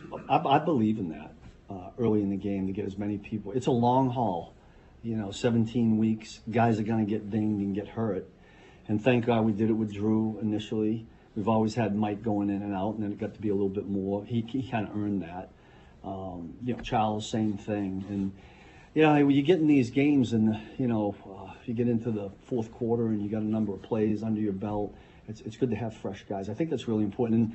And one of the things we do, I don't know if you guys, you may or may not see it. You see it at times. Like, you'll always see us when we do little walkthroughs out there, split in 2 groups. Like, it's not just one group with a bunch of guys watching. We believe in everybody being ready to play. I think that's really key when you get to this part of the season. We were talking yesterday in the locker room with Trent McDuffie, and he was talking about he thought he'd made a few mistakes with his eyes the past couple of weeks, eye discipline. Yeah. How do you coach that? And Oh, yeah. It's obviously very important. It's trained. I mean, we've talked about eye discipline right back to OTAs. I have a PowerPoint still. It's a tiger, with all you see of his eyes. You guys ever see the picture of? I know you've all seen Mike Singletary's picture, right? So we've got that one. I mean, we're always talking about it. Now, we can only go so far in training the eyes. I'm talking about the coaches, and at some point it comes back to the player to make sure. We teach what you should look at before the snap. It's up to them to actually look at that. But you can see it all around the league. Guys with wandering eyes looking, and they either lose coverage or lose somebody. And it happens up front too with the D-line. D lineman is supposed to have this gap, but he starts peeking, and then the back makes you look bad. So, eye discipline is really important. Steve, with the offensive coordinator only having 2 games under his belt, how do you navigate what their tendencies were versus what they were? Not easy. We'll lean on the 2 games that he has called. I don't think they've strayed too far from what they do. I mean, the quarterback is still the quarterback. I think all good coordinators, and Joe's a good one. We'll have the quarterback doing the things he's comfortable with. You can kind of see some of those things on tape, so I don't think they'll stray too far. Josh Allen, right? You've seen a lot of different quarterbacks that can run. Yeah. Is he one of the better ones? Is his Yeah. passing skills make him tougher to defend because he's pretty good? And it's hard to bring down. He's such a big dude. I mean, I can't find too many clips on there when he scrambles that he slides. He turns into a fullback, really. I think he's an elite competitor. Every time you go against him, I mean, even when you hear him on the sideline, to me, that elevates him. And the threat that he has, being a pocket passer and throwing it as a strong arm quarterback and getting out of the pocket, extending it down, he's always looking downfield. And I know I put a PowerPoint up yesterday. You can check this, but he scrambling and then throwing it, how many passing yards? I think it was over 400. It's like 483 or something. I think it's the best in the league. So that speaks volumes to what you're talking about. And he can tuck it and run it too. Is it difficult, just kind of in theory, not necessarily him? You got a guy who can run, he doesn't run the same kind of power stuff that Josh does. But when they get on the sideline, was that difficult, guys that are runners like him, to not end up getting that personal foul penalty? And yeah. You have to, is that something you Yeah, because the minute you back off and not want to get the penalty, they go another extra 5 yards. I mean, our guy's pretty good at that too. That's a fine line. Like even, was it last week? Did they get flagged for one? Yes. Yeah. I just happened to look at the replay, and I know it was close or it looked close, but it probably could have gone either way. It was really close. Yeah. It's not easy for defensive guys in that situation, to be quite honest with you. And as big as he is, if all of a sudden you pull off and he wants to go forward, he gains another 5 yards and it's first down. And when in doubt, best hit him, right? Just be smart about it. Don't hit him in the head and all the other things. But the other thing that he's really good at, and he's so strong and big, is he has a mean stiff arm. Like, he got the ball in one hand ready to throw, and he can hold guys. And you're a little kid and the older brother. Sometimes that's kind of what he does. I mean, he's really good. I got a lot of respect for him. You good? 3 more, sorry. Okay, you got it. Matt. You mentioned about splitting up into groups during the walkthroughs in 2 groups. I'm assuming that's where Jack Cochran would get most of the work as a middle. So how much does that help? I mean, you could ask Jack, but I think those guys find that really valuable. We always say be on the sideline, get mental reps. I mean, you got to do that if you're not out there. But there's nothing like standing out there and actually doing it. And we're lucky. We got a bunch of managers and scouts and people that help us all the time. The doc's out there, Sean's out there all the time. You just need a body, right, to say they're doing this. And our guys are great. I mean, they love doing it. I yell at them once in a while to do it right. Steve, how much does first down success rate for the offense and the eye discipline come into effect, or does it get even more magnified when a team like the Packers does play action? Yeah, well, I mean, the play action part of it is, listen, when an offense puts a play action pass in, they're trying to mess with your eyes. They're trying to show you one thing and have it be something else. So you've got to find something in your film study, and this is what we spend a lot of time on. High hats, low hats in the O-line, you know. Get your eyes out on wideouts. If they're not blocking somebody, might be a pass. You know, I mean, there's little things like that. If all you do is stare at the quarterback, and this is where sometimes guys get in trouble, that he's going to get you in trouble because he's the guy making it look like a run, or you know, making it look like they have draw that pops back to be a pass. Or you got to play. You have to play defensive football with your eyes. Our side of the ball is all reactionary, right? You got to make sure you're reacting to the right thing. So we're giving them all week long things that they should be looking at pre-snap, when the ball is snapped, and then go play. At that point, it's up to them. Did you? Oh, we wore Sam out. That's Steve Spagnuolo, Jason, the Chiefs defensive coordinator. Why don't you want to talk about it? I said they had one more. Look, Sam let you down. Thanks a lot, Sam. Sometimes you do a show from 10 to 2, and sometimes you got to take your snack breaks where you can. Yeah. One more. Here's Matt Nagy. Have another bite. Yep. Like without him for the first time this year. Well, we'll see. You know, I think that it's one of those mentalities that we always say. It's a cliche that you know, next man up if it goes that direction. And I think that room has done a good job. That's one of the things, building depth in that room. When you have that, it's always nice to have. So, I mean, you know, Pops has been phenomenal for us all year. You can see, you know, he brings that energy, that physicality, you know, really starting to become that leader as well. So, you know, the other guys in that room have done a really good job all year long of just really starting to complete that room with joining him, doing all the stuff we ask, and it's got to be the next man up mentality. I know we're talking about potential here, so you know, we'll see. But what's the challenge of a former first rounder kind of getting a role kind of dialed back and then having to maybe come in and be that guy again? Yeah, I think that's these guys being professionals. I think the really good ones probably they should prep like that every single week. You just never know when your opportunity is going to come, and so whether it's in the beginning of the week or middle of the week, so you can get some practice reps, or sometimes, and a lot of times for the quarterback, it's in the spur of the moment type deal. So it's your job as a professional to always prepare the right way, and then when you have that opportunity, and Clyde and these other guys in there, you know, Clyde's a vet, so he understands that, he gets it. What are you seeing from Clyde lately? Just his opportunities? Yeah, I mean, his speed looks good as far as his running between the tackles. He's been really, really good, even mentally when you go through a transition or you go through what he's been through the last couple of years. I think for him, he's been a really good mentor and leader in the room. It starts there, and then when you get on the field, when given opportunities, he's trying to make the most of it, and that's what I respect the most about him. And you know, in these situations, the running back position gets hit quite a bit. So if you have an injury or you have somebody the next man up, you want to have a guy like Clyde that's ready.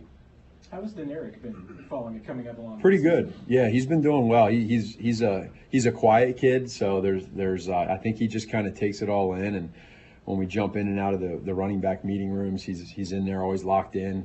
And this is again for him a great opportunity to. Kind of like Rasheed when he got in here, everything was very fast, and so it was like that for Deneric too. And he's not getting the game reps that Rasheed has, but the mental reps, seeing how practice goes, how meetings go, and he looks good. He looks fresh. Yeah, I think that's what we're talking about, being on the same, the receiver quarterback being on the same page. There's obviously option routes. Like how many options are you? You think of the old option football. We got fullback dive, we got the pitch, the quarterback. There's 3 options. When you do those option routes, how many different options are there for the receiver to take that the quarterback and receiver have to work through? Are you talking run game or pass game? Pass game, like a quarterback receiver when he has it. Yeah, sure. In the route, there's several of those. You know, at different times, different positions, different areas of the field, whether it's boundary or field, and those are some of the ones that take feel and time and reps when you get into that. So I think what we got to do is, as a staff, value the amount of time, reps, and feel that these guys have, and that's. But are there 3 options, 5 options? 7? Oh, in the one route, yeah, it depends what offense you're in and what your rules are. Everyone's different. And then on, I think you guys would call them a crossing route. Defenses would call it a pick route. right? Like when you do those kind of things. Mm-hmm. Like a little mesh route. Yeah. How important is it when you're going to focus on that? Is the guy who's coming across to make sure he creates traffic? Yeah, you want to be able to. Again, there's a little bit of a feel. There is every defensive look is different, so it's kind of understanding that. There's a lot that goes into that kind of stuff. Whether it is crossers with mesh routes, everyone does them. It's how you do them. There's rules within that and what you can and can't do. So I think a lot of times in the off season you hit through, you touch on a lot of that stuff and detail it. When you get to the game, you see what the defense does, and then you work through that. But there's not a rule like on a slant, you got to get inside of the guy, right? If you Nope, it's all different. There's a million rules to all those routes based off of that. Yeah. Matt, as the offensive coordinator, what type of characteristics and mentality have you been wanting to instill in the offense this year? Kind of put your stamp on it. Yeah, well, first of all, you start with the leaders that we have. These guys have been doing this in this offense. I'm speaking of Pat and Kels for a long time, and I think for us mentally going into this year, we understand that it's going to be a different year identity-wise.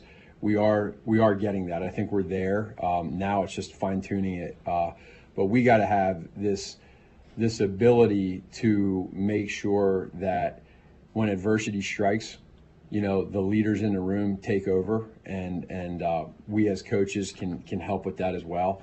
So being tough-minded, being physical, playing smart, and scoring points is really the easiest way to say it. And you navigate through some of that as the year goes on.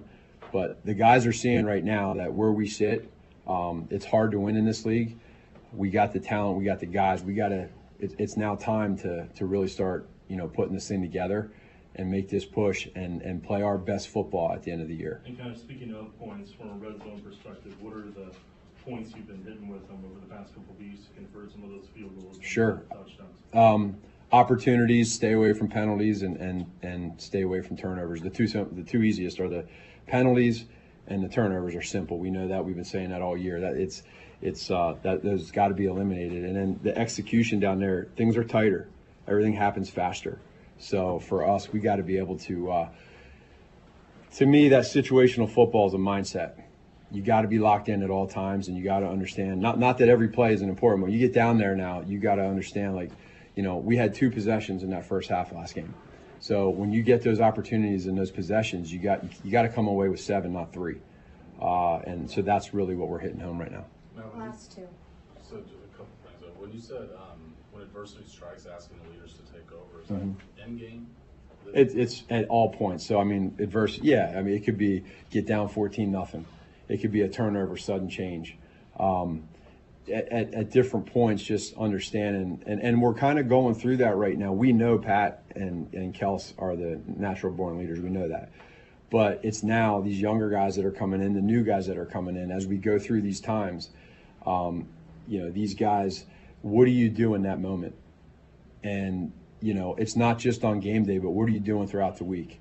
Practicing fast, practicing hard, being locked in at all times, because that's going to take over on the game day. And we're about to head into a game this weekend, as we all know from playing these guys a lot of times. This is going to be one of those ones that you better get ready to get going. And there's going to be highs and lows in the game. Where are we at? How are we getting calloused? And how are you going to react to it? What's the mindset? And so you better be freaking locked in and ready to go. Relatedly, the fourth quarters haven't served you well, especially just in situations where you're trailing. Do you put that in the same box as any frustrations you have with the offense, or is there something separate? No, and again, the frustrations, that word's used, or you see that or you hear that, but for us, we try to honestly, and I'm not just saying this, there's a lot. These guys are doing good things. They're executing, they're doing good things. It's eliminating the negative stuff because we're right there, and so sticking together through those times, knowing that we can be better, and we just eliminate a few things here or there. We're going to be right where we want to be. So we try to stay positive in this thing, and you start to get too negative, and then all of a sudden guys start playing tight. That's not what we want. Stick together. We understand we got good talent, and we're going to go out there and really do our thing. And this is where, as a team, you got to lock in and have all 3 phases going in this December football to make that push. So I don't know if I answered your question, but I just know that these guys are doing a good job of sticking together, and now we just got to go do it. Matt, I know McKinnon hadn't played the last couple weeks because of the injury, but even before that, he wasn't playing a ton other than maybe on third down. Mm-hmm. Is there something going on with him? Is it a load management thing with him, or is there a reason maybe he hadn't gotten a little bit more? No, I'd say if anything, it's probably just load management. I mean, he's been in the league quite a while now, and but he takes care of his body. He does everything the right way. I mean, he had a very productive year last year in parts of the offense, and so. That combined with some of what he's been through injury-wise, you just want to be smart with him. And again, we're getting to that point right now in the offense, and then you have that running back position. You want to have depth, but we love where he's at, and he's been phenomenal in that room as a leader and as a player. Thank you, everybody. All right, thanks. All right, there's Matt Nagy, offensive coordinator for the Kansas City Chiefs. So we heard from Nagy, we heard from Spags, we heard from Dave Tobe. Don't know if there's going to be a player or not. So there's not one on the schedule. So Todd will go work the locker room and et cetera, and we'll see what players we may hear from there. But yeah, so Steve Spagnuolo talking about the disappointment in the game against Green Bay, but getting ready to move on and having to move on, certainly. And Matt Nagy weighing in on a number of different things. Certainly the issues in the red zone have been discussed, much discussed, debated, talked about, and they need to be fixed because – if this offense isn't going to get many opportunities to get there, they need to take advantage of that in goal-to-go situations. The big difference in the game against the Packers. We'll take a timeout. We'll come back, continue rolling, talk a little bit more about what we heard there from the coordinators, and continue with more Zone on this Thursday edition. Sports or Leisure coming up at 1 o'clock. More Zone next.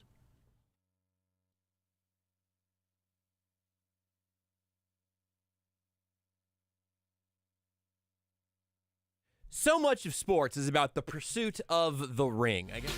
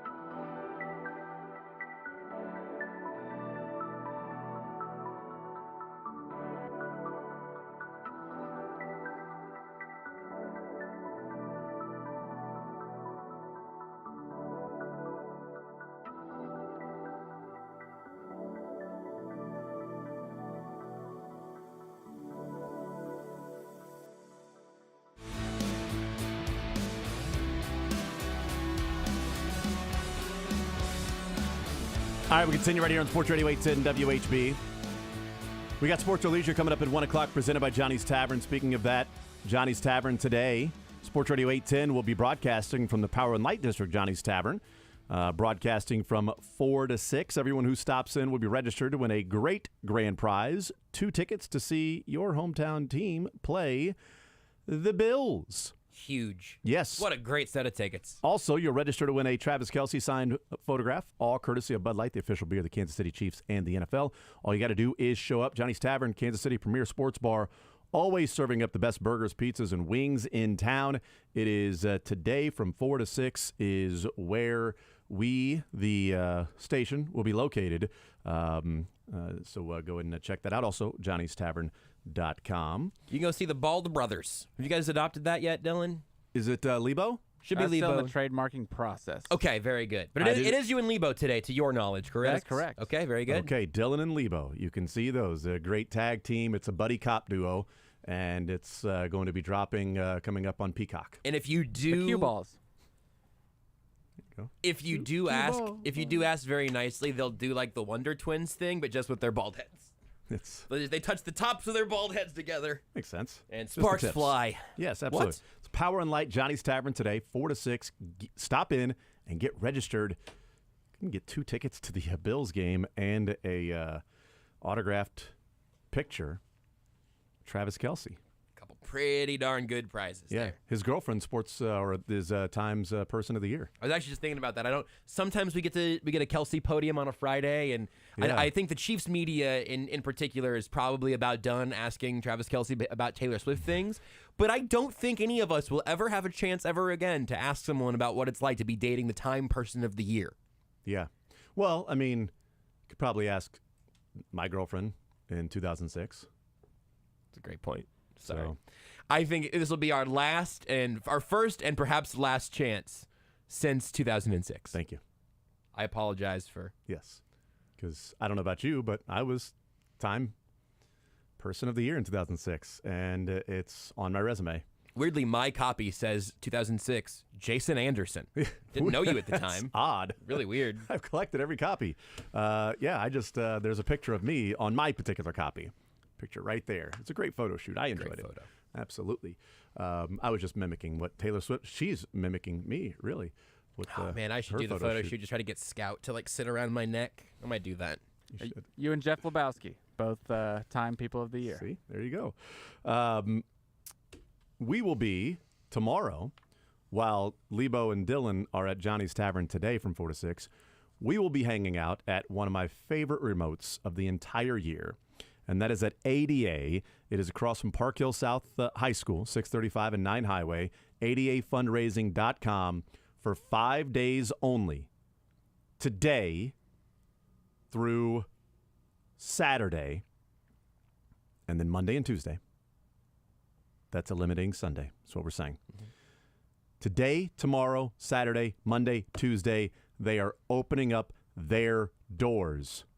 Opening up their doors, 10 a.m. to 7 p.m., and you are going to be able to get in there and get prices on memorabilia that you can't find anywhere, and you don't find 360 days out of the year. You find them for these 5 days out of the year. You can go online and bid on different. These are the items that show up on websites that you are bidding for, right, and outbidding other people. You don't have to outbid somebody. You walk in and go, "Hey, I'll take that. How much is it?" Right there. I'll give you $200. No, that's the price. Sorry, it's just the price. You just cannot bid. Give me more money than this. Go somewhere else and bid. Yes. It's amazing. Right? It really is an absolute blast. I love it because I walk in I walk in with my papers and everything for a radio show, and I leave with my Christmas gifts. 100%. For people. Last year, I was trying to still be sneaky about it because I didn't want everyone to know that I had all my Christmas gifts all done at the time. Because that was the first year I'd been out there. I'd heard about it. Yeah. I had a Marcus Peters signed cleat that Rudy had brought back for me at one point, which is still hanging on the wall in there. Good for you. No socks, but he didn't need them anyway. So that actually got that would be even more rare. You get a Marcus Peters game used sock, it's even harder to find. But I got stuff for my family, for Renee's family. This is pre-wedding too. Like I needed to try to nail one Christmas here. And this year I'm just letting them all know, hey guys, good news. They will all be from ADA again this year, because it feels like you're not supposed to be there a little bit. Like it's very welcoming. It's a great place to roam, but it's like I shouldn't be allowed in here. Like someone should have checked my ID. There's too much merch in too many places, and also like just great unique stuff. My highlight, and also I bought two. The chair backs they had. I have no idea if those are still in stock, or we haven't been out there yet this year. Got one as well. But the chair bag with the number 15, I got one of those on my wall in my office with the number 15. They had 15s and 16s last year I was looking at. So I got a chair back, and then I sent one to my family. And it is legitimately, I don't know what this says about the other gifts I've given, legitimately the most my mom has ever loved a Christmas gift I have given. No kidding. And you were a Christmas baby. That's a great point. I would say at the very least, it's the best Christmas present my mom has gotten at that point, I'd gotten in 28 years. Yeah, no, that makes total sense. I might be second now, honestly. I don't know. Yeah, no, I've got the chair back. I've got the number 20 in the chair back. I was trying to join sort of the families. You know, my wife, not a big football fan. She's becoming more of a football fan. We're talking Chiefs a little bit more. She'll watch Chiefs games and everything. She had zero interest in watching any football game when we met. Yep. And so I got the chair back with the number 20, which is her family's sports number. That's great. Everybody in her family. That's fabulous. Wears number 20. So I did that sort of to try to join. Yes. You know. This is a chair back from Arrowhead Stadium with your family's number emblazoned on it. Not That impressed. rules. Not impressed. Not impressed? Not in the least. Not in the least. That's really disappointing. That's fine. It's she had no clue about Arrowhead and stuff like that. You know, it could be like, okay, this is like a chair back for Rupp Arena. Not in the upper level, because those are still the just your aluminum seats that somehow the number of your seat is about 5 inches away from the next number. That's 24,000 fans in that arena. Yeah. They're sardines up top. Yeah. It is not a comfortable place to sit up top. But anyway, so yeah, I've got one of those. It's awesome. One of the, I'm going to just do it one of these years. I'm going to be Nike just one of these years. And I am a piece on my wall that I really, really, really want. And I've never been able to just justify the money or whatever. Mm-hmm. George Brett autographed bat. Yeah. On the wall somewhere in my man cave. Yeah. I want it as like it's the piece that I've wanted like forever, right? Yes. As a lot of people probably have in Kansas City, is that autographed bat. Preferably game used, but I probably don't have that money for the game used. If anybody wants to gift it to me, I will take that. That is awesome. Very kind of you.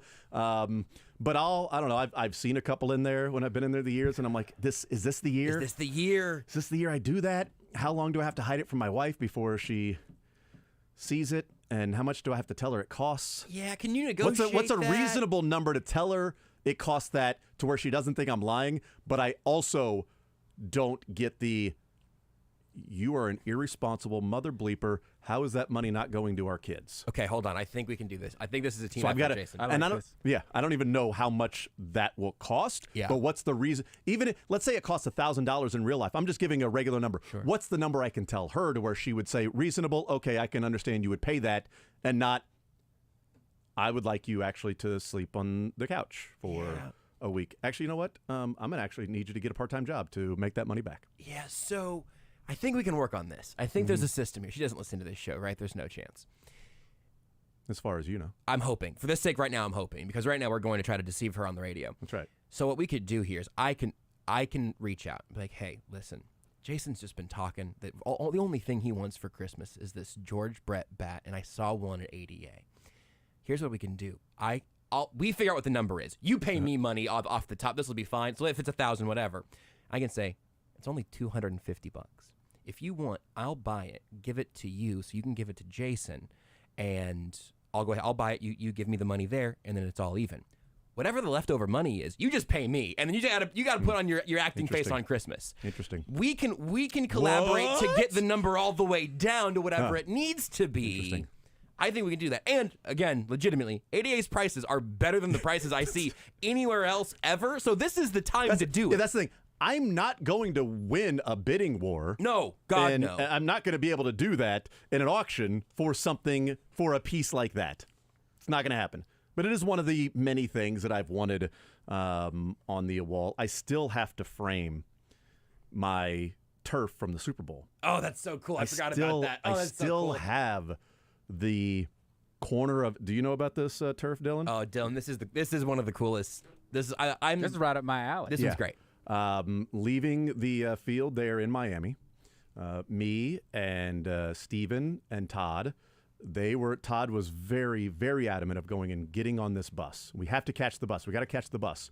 And so they had worked the locker room a little bit longer than I had, and I was going to head to the bus, and I was walking through the concourse, and I looked down, and I see all these media members and everything on the field, picking up like confetti and stuff, and I'm like, oh, hell, I'm going to go down there and do that. Yep. And the stage was then taken down, but you still had the Super Bowl champions in the background, so people were getting up and standing on the stage and taking pictures and everything.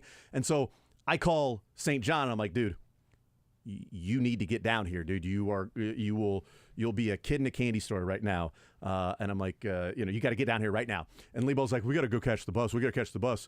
And so he's trying to get Steven.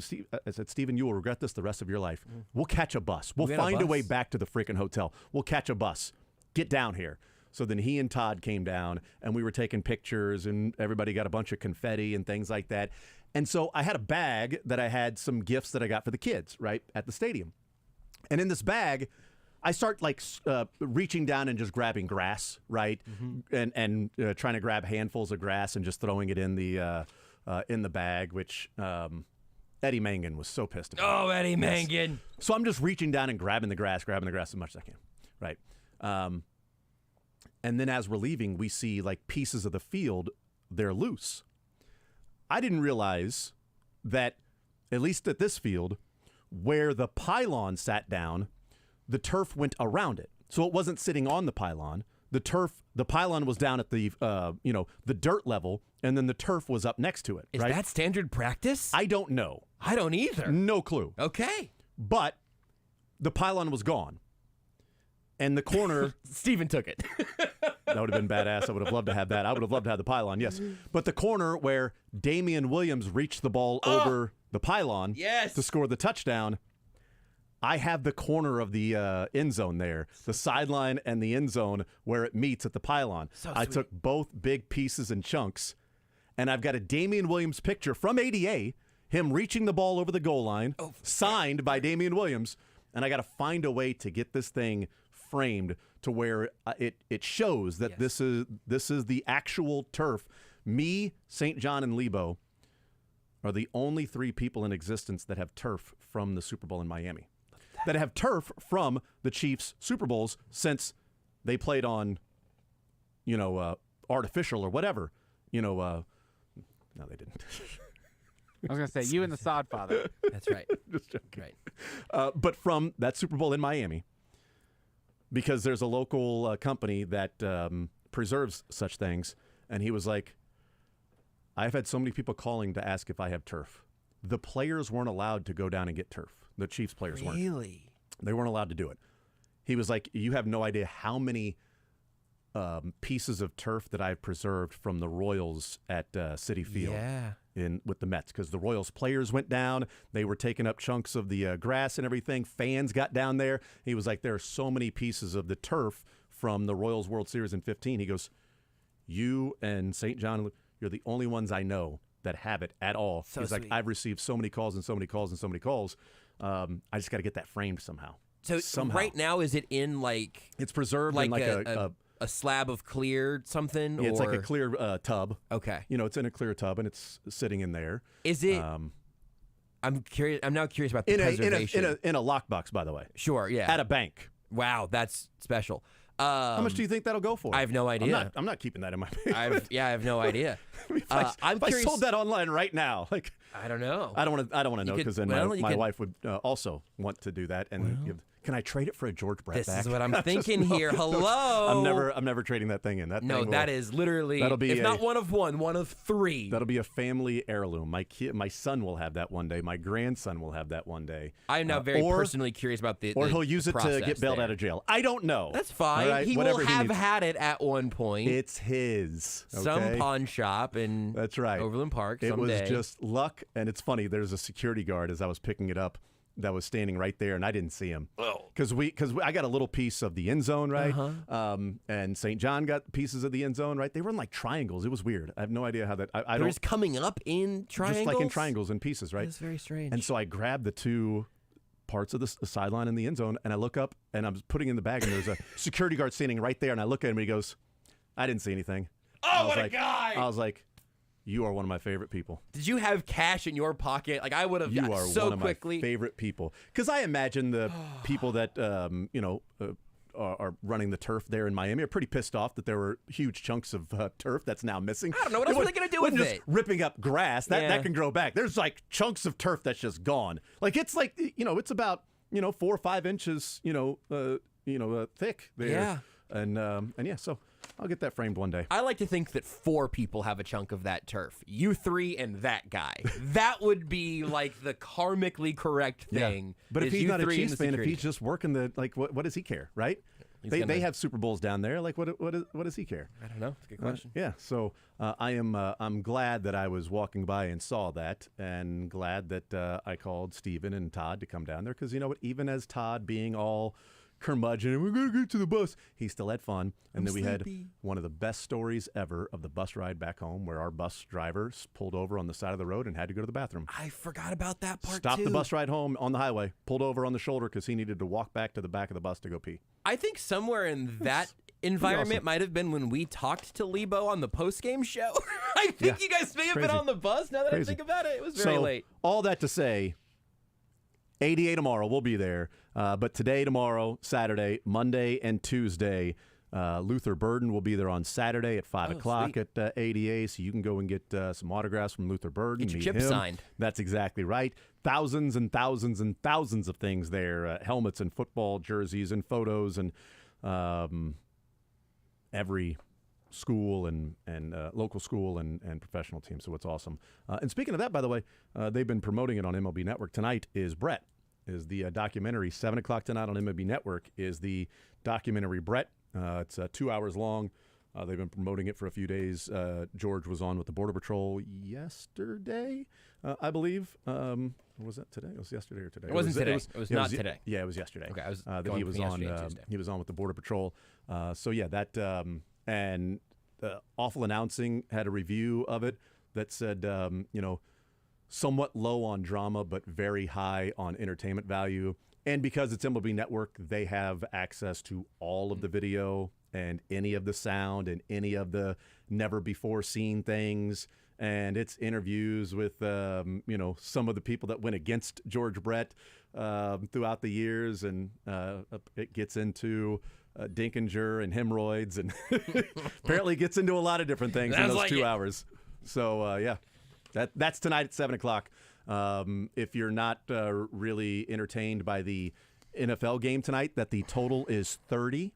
I might go hit the under on that just so I have a reason to root. The under is the juice as well. The under is minus 115 on a total of 30.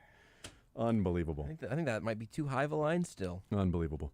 All right, we'll take a timeout. We'll come back, continue rolling, and don't forget we got sports or leisure coming up at 1 o'clock. More Zone next.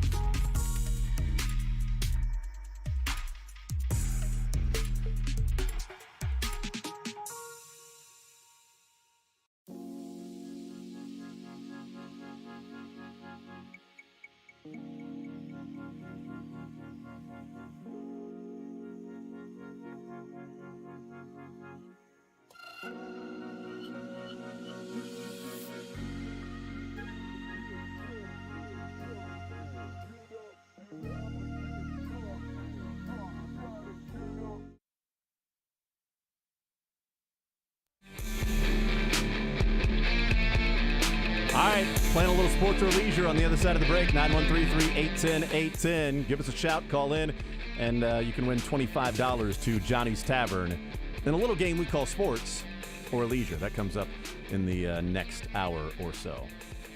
How's it work? We'll explain all that. Just call us. It has actually been 3 weeks since you've played it. It has. I went back and looked at some of the questions that were left over, and I'm like, oh yeah, that's right, because then it was Thanksgiving, and then I was out, and because you didn't play it last week. We did not. We didn't have sports, so we. Oh yeah. We talked to somebody. I can't remember who. I know who you talked to. It was Verderame or Ryan Tracy. We had a couple little audibles to bring those two in. I thought it was Ryan Tracy that you talked to. Yeah. So. We'll have to have 3 times as much fun in sports or leisure today. You know what we got? We got Johnny's gift cards. That's right. And Lebo will be at Johnny's today from 4 to 6. So. That's a win-win. Absolutely.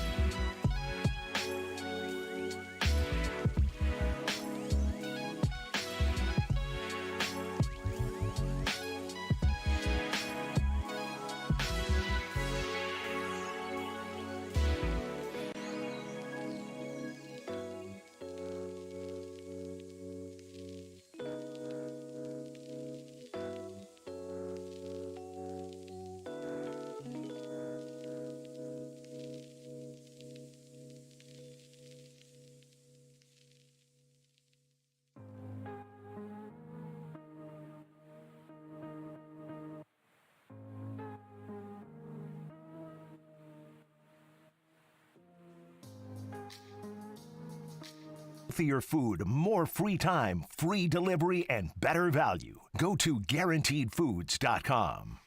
You're into sports, but nothing wrong with a little leisure time. Why not both? You're going to have a heart attack by the time you're 40 if you don't learn to relax. It's time for sports or leisure on The Zone with Jason Anderson.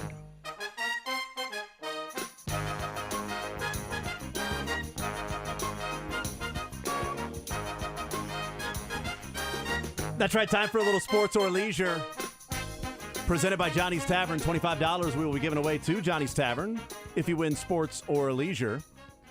Comes your way this hour. Also, should remind you that one Todd Lebo and one Dylan Michaels will be at Johnny's Tavern today in the Power and Light District, going on from 4 to 6. They'll be hanging out there, do a little broadcasting, talking with the program a little bit, and they'll get you registered. Everyone who stops in will be registered to win a great grand prize, and it really is a great grand prize. It is 2 tickets to see your hometown NFL team, the Chiefs, play the Bills, coming up on Sunday. You can also register to win a Travis Kelce signed photo. It's all courtesy of Bud Light, the official beer of the Kansas City Chiefs and the NFL.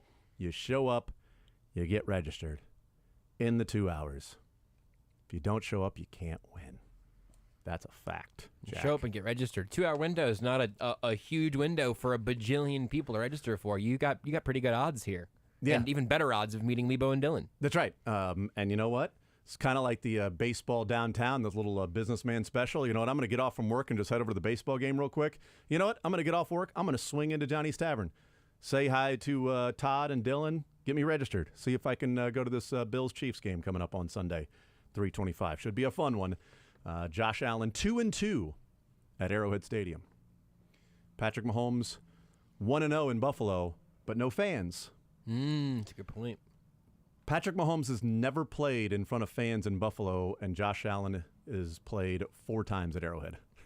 Will play his fifth game at Arrowhead, while Mahomes hasn't even played in front of 5 Buffalo Bills fans in Buffalo. So, yeah. Well, you know what? Host a playoff game up there, guys. That's what I'm thinking. I mean, listen. The Chiefs had to go to New England a lot, it felt like. It did feel like that, win home field advantage. Yeah, we'll just do that. Seems easy enough. Did feel like that, didn't it? Pretty easy for the Chiefs to do for a while now. Well, or even get the number 2 seed. You got a shot at getting home field advantage. Yeah, even that. And even Buffalo was like, yeah, but even if we would have won last year, he would have been playing in front of fans in Atlanta. You know what? That one's a fair point. In Atlanta. Yeah, you know, too bad. Okay, whatever. Although I do appreciate that it's in Kansas City. I would also like to see the Chiefs beat the Bills at home in the regular season. I would enjoy it if they're willing to do it. If it's not too much to ask, I'd appreciate it. Yeah. Why is it Burrowhead when he has 1 win at Arrowhead? Josh Allen has 2. You know? Shouldn't it be G-E-H Allen? Allenhead also sounds pretty much as good as Burrowhead. I mean, you're sort of flipping. Yeah. Well, Arrow and Burrow. I mean, that's why the Burrowhead. Sure, made but more Arrow sense, and Allen. I mean, you get to start with an A either way. No, Still, should be G-E-H Allen. Just joking. Should be none of that. I think when you fail to kick the kickoff short and then blow a divisional lead in 13 seconds, that you are banned from any type of talk of that nature. Ever owning that stadium. But the last time I touched the football, I threw a touchdown to Gabe Davis. Against Mike Hughes. So. Yeah, but it was me versus Patrick. I think Patrick went against the best defense in the NFL in that game, right? It seems like it. That's how I remember. That's how I remember. Defensive sides going, but without Tyrann Mathieu. Look, man, I mean, once they change the overtime rules, Josh Allen's going to be unstoppable in overtime. He probably won't ever lose an overtime game again. If he gets the ball, if he touches the ball in overtime, I doubt he loses one. I cannot think of a single way in which that would ever happen. He must be undefeated in those type of games. I would certainly expect that, especially this season. If he's touched the ball in overtime, I bet he hasn't lost. Just as obviously, I think Sean McDermott understands that you can absolutely, with a big arm quarterback, get into field goal range with 20 seconds and a timeout in your pocket. I mean, maybe you certainly could. Not sure if you would want to do that, but you could do that. 7 more seconds than 13. I mean, that was enough. I really do want to create this scenario where Jerome Tang coaches Josh Allen in an overtime period. 9-0 Jerome Tang versus 0-6 Josh Allen. Who makes a bigger difference? Does Jerome Tang coach the win to Josh Allen, or does Josh Allen bring Jerome Tang down to a loss? I will answer your question with a question. Who would be better, Jerome Tang football coach or Josh Allen basketball player?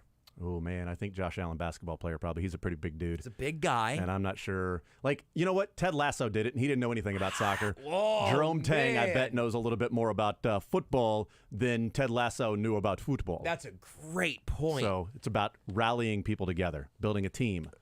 Believing. It's such an right. important core part there. Believing. Hello. Duh. Hello. There it is. Win the Tang Day. Okay? All right, sports or leisure time, 913-381-810, playing for Johnny's Tavern, $25 to Johnny's Tavern if you get a sports question and a leisure question, right? Tang Lasso. If you get either of them wrong, you lose, and you can't play anymore, I guess. Yeah, I don't know. you are eliminated. You're eliminated, yes. You're actually not allowed to listen to the station after that if you lose. You can apply for reinstatement. We don't give out the answers until they have been answered correctly by somebody else, or if we've run out of time to continue playing. So if we ask a question, it does not get answered correctly, that question is out there available for someone to call in and request if they know the answer to it, or maybe they've Googled, whatever, that's fine. I'll judge it. I don't think it's fine. Try to get $25 to Johnny's Tavern in as many hands as possible. You know what? You could swing by here if you win. Boom, head down to Johnny's Tavern P&L, get signed up for the win tickets to the game this weekend, and have $25 on the house. I don't want to sign up Dylan to do more work because God knows he does enough. But you could probably be like, "Hey, Dylan, just bring it with you. Bring it. I'll meet you there." I think if someone that's a service you're willing to provide today, right? That actually would yeah take less work to do. Yeah, so, yeah, absolutely. Just throw it in your backpack, and then if you meet him down there and you say, "Hi, I'm Avery" or whatever. If you win today, that is an option. You could tell Dylan, "Hey, I'm actually going to go to Power and Light today. Can you bring the $25 gift card down there? I'll show up." You got to make it all the way to like Dylan's setup at Johnny's. You can't have him like bring it up to your spot in one light like that. He will not do that. He's not a courier. No, this is not. I mean, you could probably pay him to do that, but you can't expect him to do it for free. Certainly use the money. Yeah. All right, let's get into the categories. I am very generic today with the categories. I've got NFL and I've got Chiefs. There you go. Well, I've got staples on my side. Straight to the point. Quick to the point. No shaking. I've got some stuff set up for later in the month. So I've got, I'm kind of doing my scripted first 15 here to set up some stuff for the back half of the month. No faking. Right now, it is. Damn it. Sorry, I'm sorry. No, I'm just mad at myself. Right, you don't have to be mad at yourself. I want to start that over. Go ahead. You want to do it again? Point, no faking. Yeah, I mean, that's too late. Okay. It's out there in the ether. Go. Don't yell at me. Nope. I got the pun name game, the grab bag, which is a variety of questions that have gone from expired categories into a catch-all. I'd love it for people to take the grab bag questions. They're not terribly difficult. They're just ones from past categories. So we have the pun name game, the grab bag, May the Drake be with you, the Drake's Star Wars questions from a couple weeks ago, and what could it IMDb? I'll give you the plot synopsis of something on IMDb. You got to tell me what movie or TV show it is from. All right, there we go. 913-381-810. I'm ready to go. Josh, you ready to play? I'm so ready to play. It's been like 3 weeks. I bet even Dylan's ready to play. Dylan, are you ready to play? Yep. Woo! Super pumped. Yeah. Do it. Yes. Pumped. He can. He'll be running everything and Sherpaing your gift card to Power and Light if you need him to. All right, to the phone lines we go. We bring in Sean here on Sports Radio 810, a little sports or leisure. Sean, what side do you want to start with, sir? Let's go sports today.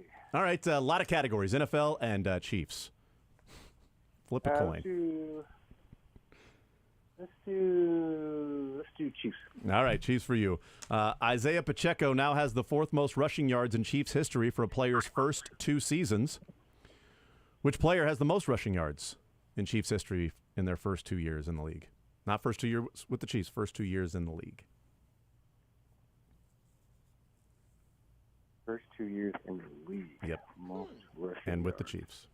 So Isaiah Pacheco now fourth, and certainly can continue making up ground. He's in fourth place overall? He's in fourth, yeah. So there are 3 guys in front of him. I just want who has the most? The top guy. Yep, top dude. Numero uno. It's their first 2 years as a Chief. And in the league. So, I mean, it would be rookie year. But if your first 2 years were not with the Chiefs, that is not relevant to this question. Okay, they're very not good. relevant. Yep, they have to be rookies. I had to, like Edwards-Helaire is not one of them, but it would be like Edwards-Helaire's first couple of years, but he's not. I think I heard this recently. Thomas Jones is probably on that list, but he wouldn't count. I think it. LaShawn McCoy. Was it Eric Dickerson? No, with the Chiefs. With the Chiefs specifically, has to be a Chiefs player with the Chiefs. Chiefs player with the Chiefs? Specifically, a Chiefs player. Their first 2 years in the league, Chiefs player, like Isaiah Pacheco. Okay, so let's go. First 2 years in the league, so it's a Chiefs player. Okay, I'm just going to throw a guess out there. I'm going to do Priest Holmes. That is incorrect. Sean, thank you for playing, man. I appreciate it. Buzzers are really loud this That week. was a really loud buzzer. Dylan really is not excited Had to a play little at all. emphasis on that Yeah, one. My bad. jeez. I mean, Dylan was like, "You said Dickerson." that was a Shane buzzer. That hurt. Shane loved hanging up on people and buzzing them. Oh, you're wrong, idiot. Dylan, let's even get that a little louder for the next one. Yeah. I'll take my All right. headphones off and. There we go. Oh, that doesn't go any higher here. Oh, okay, very good. Darn it. Thank God.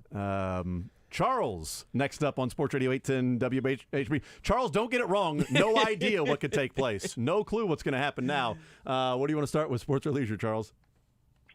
Well, I'm always a little picking back, so I'm going to try the leader side first. All right. Ooh, okay. What category would you like? Let's do the grab bag. Let's hop over to that little grab bag. This verbose stallion is a horse, of course, but since the show has been off air for almost 60 years, it was all shot in black and white. It's either the name of the horse or the show in question. This is from Broncos Week, of course.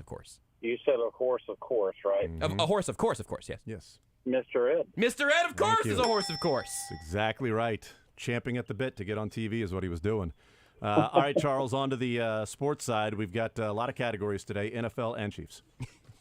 That is a lot of categories. I know. I think that bit's going to make me laugh all 3 segments. Probably not. We'll see. It'll get old. We're 0 for 2. All right, you want NFL, you want Chiefs? What do you think? Huh? I'm just going to cut to the chase and pull a Jamal Charles question out of the bag. Is that right? We do not have a Jamal Charles question.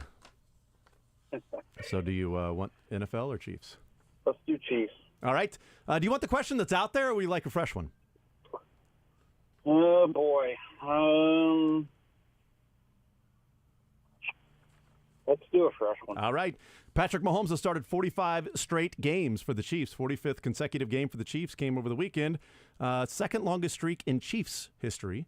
Which quarterback has the longest streak in Chiefs history of consecutive games started? I'll tell you, it's a ways away. Yeah. 81 straight starts. Mahomes is at 45. Second most. Mahomes is at second most with 45. The most in Chiefs history is 81. So Mahomes has, and here's to hoping that he passes it unless it's broken because they're resting him in week 18. Yeah, exactly. Oh, man. It's not Thick Pen. Who would that be? Or Heward. I was going to say, well, it rhymes with Heyman Dewar. It doesn't actually. Oh. Idiot. Sorry. That's the quarterback of my youth right there. Oh, what's the quarterback of your youth? Really? Not Blackledge and Kenny and not Lynn Dawson. I think Brody Croyle got pretty close to 80 consecutive starts. Yeah, that's right. It kind of felt like it. No, he had 80 consecutive weeks of people asking, is he going to start? Can you please just play Brody Croyle? Anybody? Man, I hate to give out the answer if I have it right on sort of a blind guess, but I'm just going to Google Kyle Orton football reference. See how many consecutive starts. See if he got to 81 for the Chiefs. What do you say, Charles? Throw a dart. What quarterback? Chiefs history. 81 straight games. 8. And also had another streak of 1. 8 and 1. 8 and 1. Yes, 8 games in 1 game. He had. That's a Kyle Orton. There you go. All right, 81 straight games started for the Chiefs. What do you say? I'm going to pull the one out that I thought of first when I heard the question. I want to say Lynn Dawson. Lynn Dawson's incorrect. It is not Lenny. Man, I don't know this. Charles. This one's, wow. So this one's a frisky one. So the first contestant, we got a buzzer. Second contestant, we got just a hang up. Yeah. Someone needed to guess Lynn Dawson if you weren't going to get it. You know what? That's exactly right. Played a lot of football for a long time. And we gave away a lot of really good guesses, too. We did. We ruled out so many. Really potential candidates there. People could have got some wrong answers on. And to be fair to Charles, he was probably trying to dodge that buzzer that would have exploded his eardrums. You're wrong. True. Click. That's true. You're right. He was. No. I'm sorry. Avery next up on Sports Radio 810 WHB. Avery, sports or leisure, what side would you like to start with, sir? With that Jamal Charles question? You got a Trent Green question out there? Let me look for a Trent Green question. Oh, we do have a Trent Green question. Would you like that one? Yeah, I'll try that one. Who's top all time in rushing their first 2 years with the Chiefs? It's not Trent Green, Wow, how dummy. about that? Wow. Name a guest that joins the program any day except Monday at 5. But it's not Trent. I got you.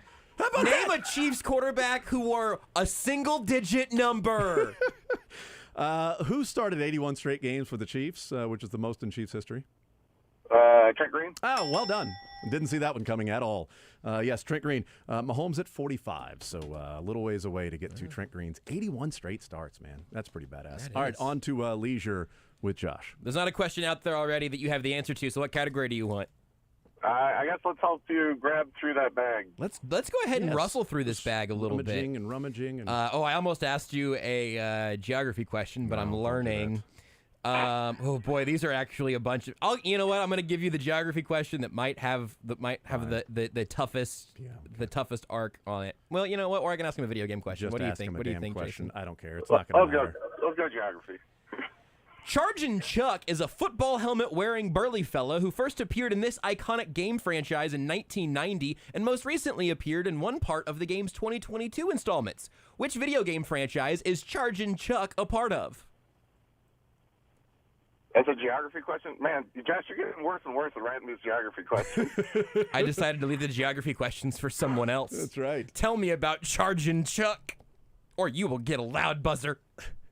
Chargin' Chuck?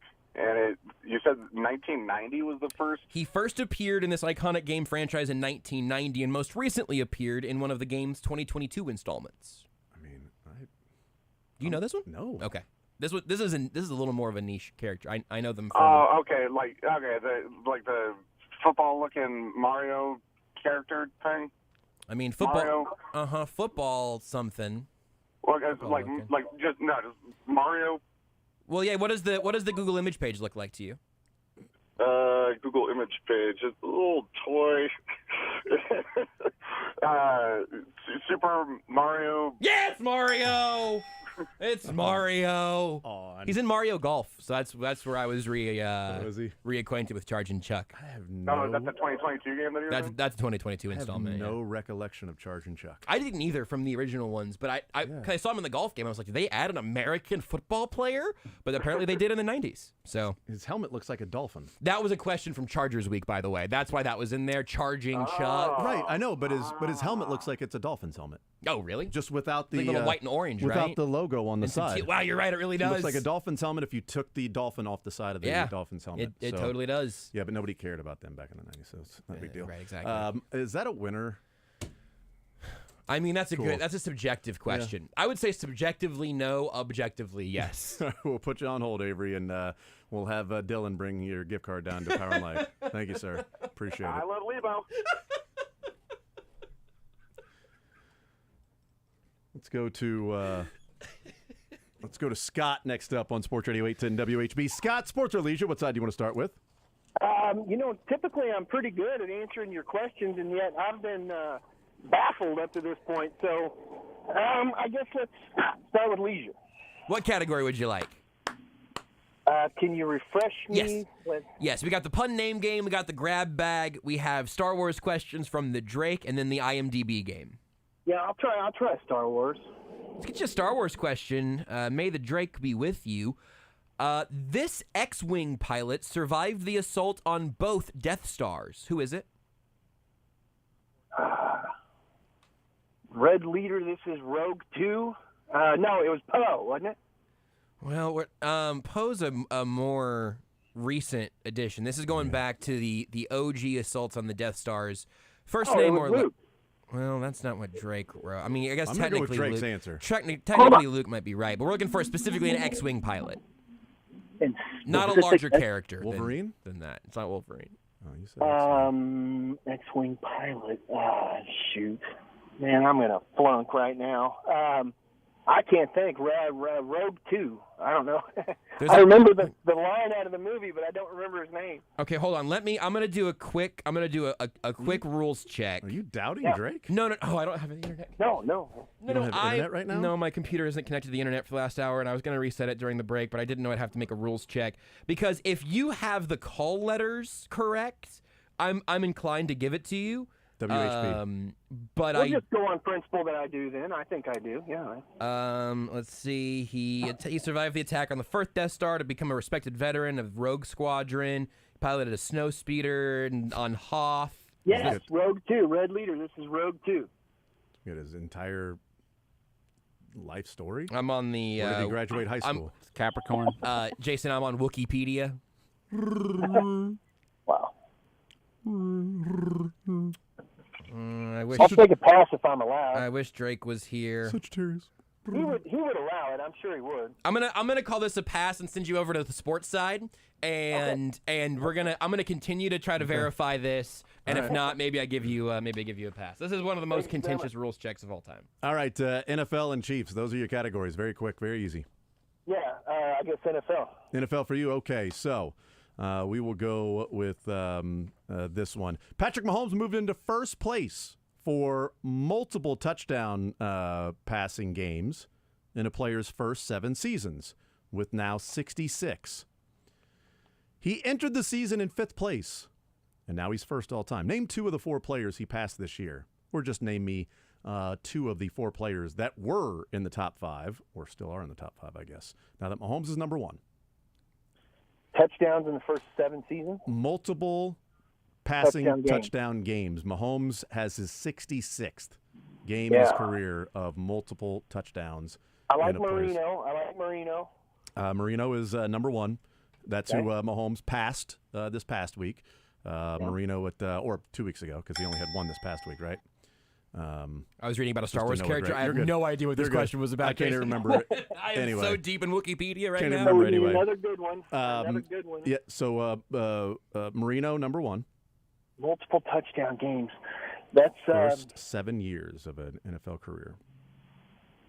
You know, Elway.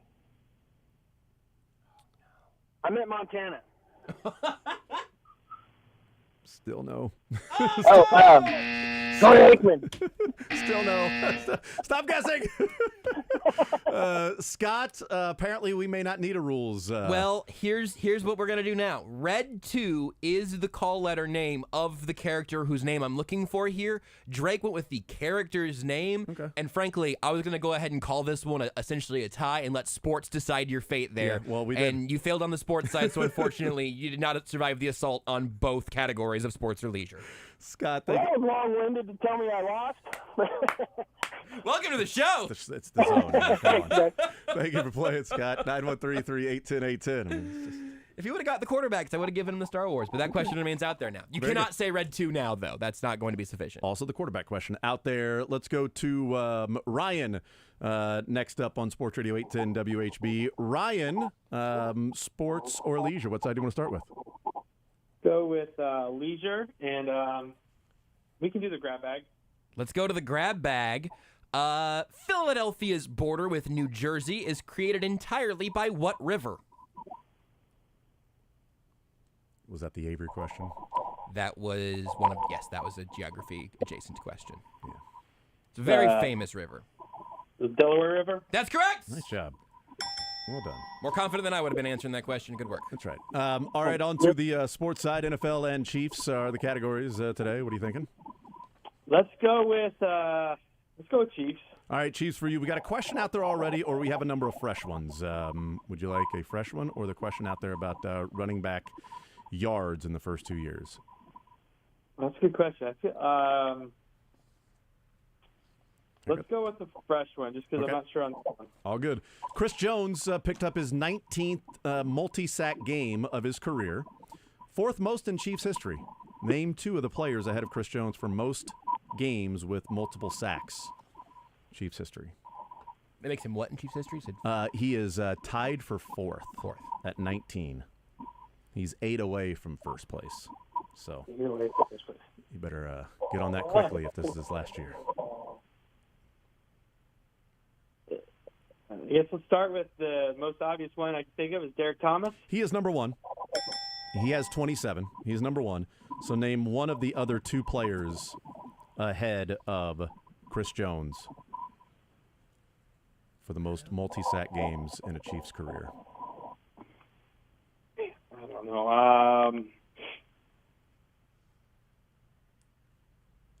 How about Tamba Hali? Tamba's one of them. Cool. Well done. Tamba has 20. He is third all-time. Second all-time, Josh. Is it Justin Houston? Justin Houston. Wow. Derek Thomas, 27. Justin Houston, 23. Tamba Ali, 20. Chris Jones and Neil Smith tied at 19. Wow, okay. Yeah, so those are your top 5. So there you go. And that's a winner, right? That's a winner. Delaware River to DT and Tamba. There we go. Ryan, and Tamba played at Penn State. Ryan, well done. We'll get your information. Congratulations, sir. Well done. Thank you. Absolutely. There's another winner. I was going back and forth between Tamba and Justin Houston there, because Houston would have had fewer games in total. Yeah, that's why, But he was second. That's interesting. That's why it's like you got to name at least 2. Yeah, absolutely. Derek Thomas is going to be that's going to be an easy one. All right, we go to Matt next up on Sports Radio 810 WHB. Matt, sports or leisure? What side do you want to start with? Can you repeat the rushing Chiefs one Absolutely. you got out there? No problem. Isaiah Pacheco has the 4th most rushing yards in Chiefs history for a player's first 2 years. So, their rookie year and second year with the Chiefs. And then the question is, what player has the most rushing yards for their first 2 years in the league with the Chiefs? That's the question. If you want that one, or we have some fresh ones. Let's go with fun name game. All right, let's go to the fun name game. This backup Broncos signal caller most likely won't unseat Russell Wilson, but if he does, he'd better not throw away his shot in the style of who now seems to be our most musically relevant founding father.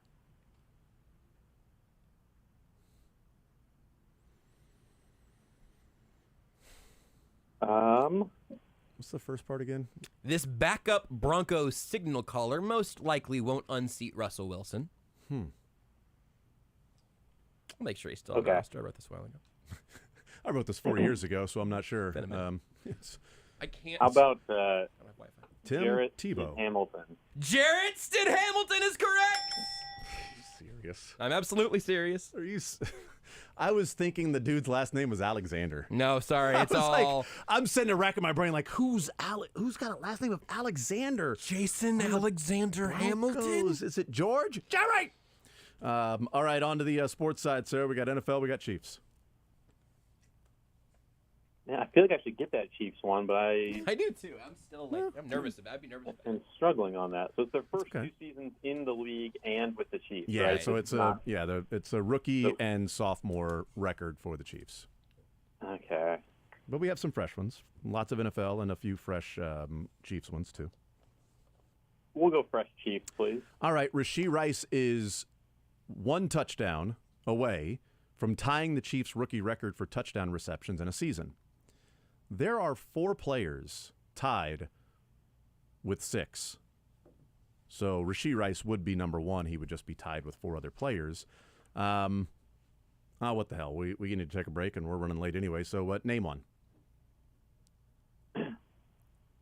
They all have 6, you said? Yep, there are 4 players tied with 6 receiving touchdowns their rookie year, which is the Chiefs' record. Rashee Rice has 5. I'm going to guess Rashee Rice breaks the record this year. I think he can get 2 touchdowns in the next 5 games. Name any of the 4. And they've all got to be receiving. Yeah. I was going to say name 2, but no, let's just You said wide receivers, correct? Yep, wide receivers. Not yet, Dylan. Not yet. Shh. Not yet. Hold on, Dylan. I'm also. Wait for it. Is Dylan's right? Yeah. No, he's got the answers in front of him. I would hope. That's a good be point. right. Okay. Yeah. I forget. He's got the key to the test. I like to challenge myself, actually. I don't even look. Good for you. And he just buzzers and dings. He just guesses. That's why that first one was so loud. Yes. Does one of them contribute to the station sometimes? Well, I mean, it depends on your definition of contribute. Okay. I want to go with Mark Bowers. Yeah, no, it's he doesn't contribute that way. Okay. Go with Art. What do you say? Rookie season receiver. About Dwayne Bowe. Not Debo. Not Dwayne Bowe? Not Dwayne Bowe. I would have bet a lot of money on that. Dwayne Bowe had 5. Oh! She rises tide with Dwayne Bowe. Matt, thank you for playing, man. I appreciate it, sir. 913-3810810 is the phone number. Yeah, look, Dwayne Bowe needed to be said. You feel like if there was going to be a guess, that one needed to be said. It was Dwayne Bowe. We'll take a timeout. Needed to be braked. Well said. Next.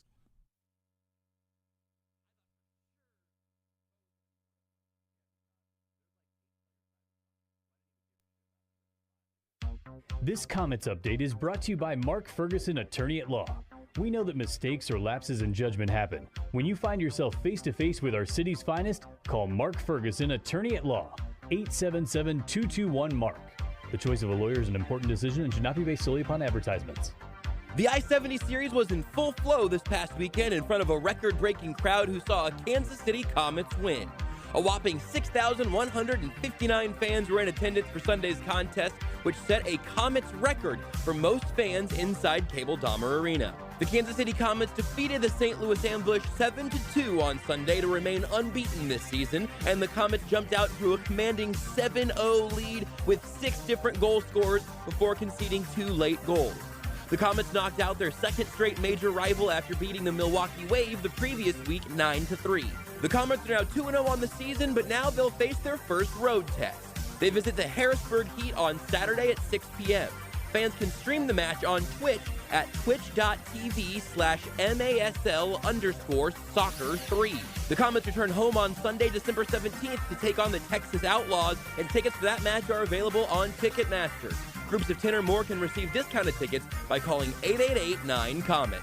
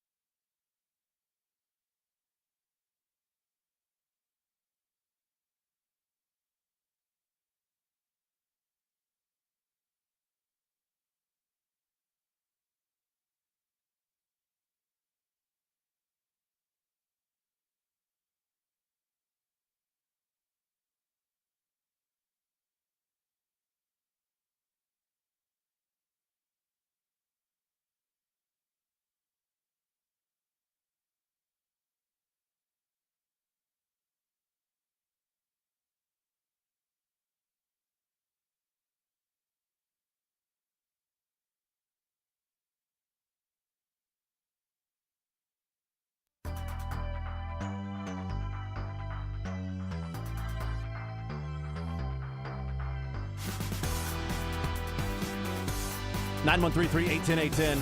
Sports or Leisure presented by Johnny's Tavern. $25 to Johnny's Tavern. Don't forget Todd Lebo, Dylan Michaels will be at Johnny's Tavern Power and Light location today from 4 to 6. Everyone who stops in will be registered to win a great grand prize. 2 tickets to see your hometown team, the Chiefs, take on the Bills, and register to win a Travis Kelce signed photo, all courtesy of Bud Light, the official beer of the Kansas City Chiefs and the NFL. Check out johnnystavern.com. That is 4 to 6 today, the Power and Light Johnny's Tavern. We will have the Thursday night football game for you right here on Sports Radio 810 WHB.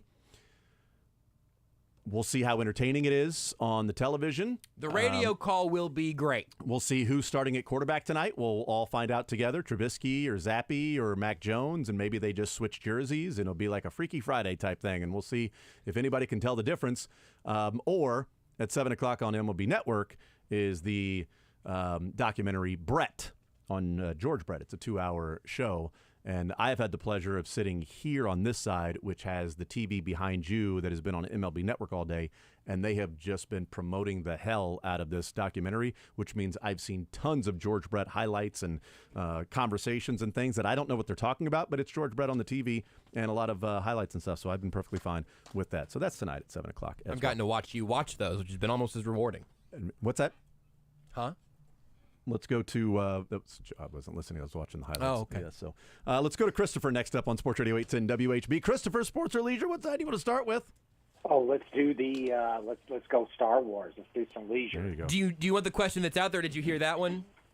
Oh, no, that's too easy. Give me the hardest Star Wars you got. I love a man who wants a challenge.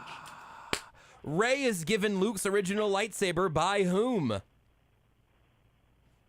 That's really that hard? These are Drake's questions, and that's the one that I was definitely not going to get. You can take the open one, too. That's the thing. It's in the beauty's in the eye of the beholder. It might be hard for Josh. Might be a layup for you. Okay, it could be. I will die in shame if I'm wrong. Maz Kanata? You cannot get that one wrong. Of course you're right. No Moss with how many questions? No Moss. Let's go to sports sites. Here we got NFL. We got Chiefs. Christopher, what are you thinking? Well, a lot of MLB. choices. Well, no, just NFL and Chiefs. Sorry. Or George Brett. Let's go the Chiefs. All right. So we got some Chiefs questions. Okay. Harrison Butker ended up with 844 points in his first 100 games of his career. That's the second most all time in a kicker's first 100 games. Who has the record with 850? That's 2 field goals away from the record. What player holds the record? With the Chiefs? No, this is just NFL. This is just an NFL question. So Butker has 844 points. It's the second most all-time for a kicker's first 100 games. What kicker holds the record for the most points in their first 100 games with 850? Just 2 field goals more than Butker. What kicker? I'm going to go with, I have no earthly idea. Is it a recent kicker? Is it an active kicker? Can I ask for a hint? I mean, sure, yeah. Yes to both, by the way. Both, okay. Yes to both. All right, Sorry. I think there's a... Yeah. Let's go with, let's go with Justin Tucker. Hey, you're right. There it is. Thank Justin goodness. Tucker is exactly right. It is Justin Tucker. That was the honorable answer there, too, Harrison for sure. Butker was 2 field goals away over his first 100 games from tying Justin Tucker for the most points in their first 100 games. Well done, Christopher. We'll put you on hold. Get your information. Congratulations, sir. May the force be with you, gentlemen. And to you as well. And also with you. And also with you. Thank you, sir. That's right. Peace be with you. And also with you. Live Let's long go and prosper. to Andrew here. May the odds forever be in your favor. Yeah, just in your favor. Yeah. Andrew, next up. What side do you want to start with, Andrew? Sports or leisure? What was on the leisure side again? We got the pun name game, the grab bag, may the force be with you, the Drake be with you, whatever, and what could IMDb? Is that TV shows on IMDb or is that movies? It could be either one now. It's a combined category. Okay, let's do IMDb. Did you want a movie or a TV show? You can pick, I guess. Movie would be better. Call your shot. All right. A troubled security guard begins working at a pizza place with animatronic creatures. During his first night on the job, he realizes that the night shift won't be so easy to get through. That's just coming out again, isn't it? Isn't it? God, is it Friday Night at Freddy's? What? Say that again for me.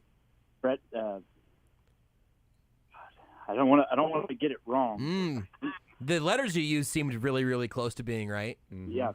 Okay, I'm just going to say Friday Night at Freddy's. Oh, no. Close isn't going to get it done on this one. I'm sorry. The trailers are still. I mean, I think it's out now in theaters. But. Andrew, thank you for playing, man. 913-381-1010. We got to go. Let's go to Brian next up on Sports Radio 810 WHB. Brian, sports or leisure? What side do you want to start with? Can I do the Star Wars question? Isn't there a Star Wars question that's still out there? Yes, the X-Wing pilot who survived the assault on both Death Stars? Yes. Is it Wedge? It's Wedge! Nice job. Well done. On to the sports side, sir. NFL and Chiefs categories. Is there a Chiefs running back question? There is a running back question. Isaiah Pacheco now has the 4th most rushing yards in Chiefs history for a player's first 2 years. What player has the most rushing yards in Chiefs history their first 2 years in the league with the Chiefs? I think it's Kareem Hunt. You are right. Kareem Hunt, number 1. Number 2, Mike Garrett. Number 3, Abner Haynes. Number 4, Isaiah Pacheco. That is a winner, by the way. Brian, well done. Look at you. Thank you so much, guys. Absolutely. Thank you for playing. It's quick. That was like a 30-second winner. Bing, bang, boom. Let's see if we can get another one. CJ wraps us up, the final hitter, final shooter here in the Sports or Leisure on this Thursday. CJ, sports or leisure, what side do you want to start with? Sports. All right. I have a question. Is the receiver question still out there as far as the? It is. Rashee Rice and the touchdowns? Correct. How many touchdowns the receiver had in his rookie season? Yep, his rookie year. Is that the one you want? Yep. All right, Rashee Rice, 1 touchdown away from tying the Chiefs' rookie record for touchdown receptions in a season. There are 4 players tied with 6. Name any. Okay, I will tell you. I know one for sure because I was at that game when he had 3 in one game. I was standing next to his dad, Sylvester Morris. I don't think Slow-Mo got to 6. Whoa. Or Sylvester Morris. I think he only got to 5. I think he only in got his rookie season? Because he had 3 against the San Diego Chargers in one game. Yeah, I think he only got to 5. I'm going to the Pro Football Reference page. I love the challenge to. But I'm not going to say he's wrong yet until you get to the Pro Football Reference, because if I missed one, I'm just seeing just 3. Oh, no. Is that right? Wow. Yeah, no.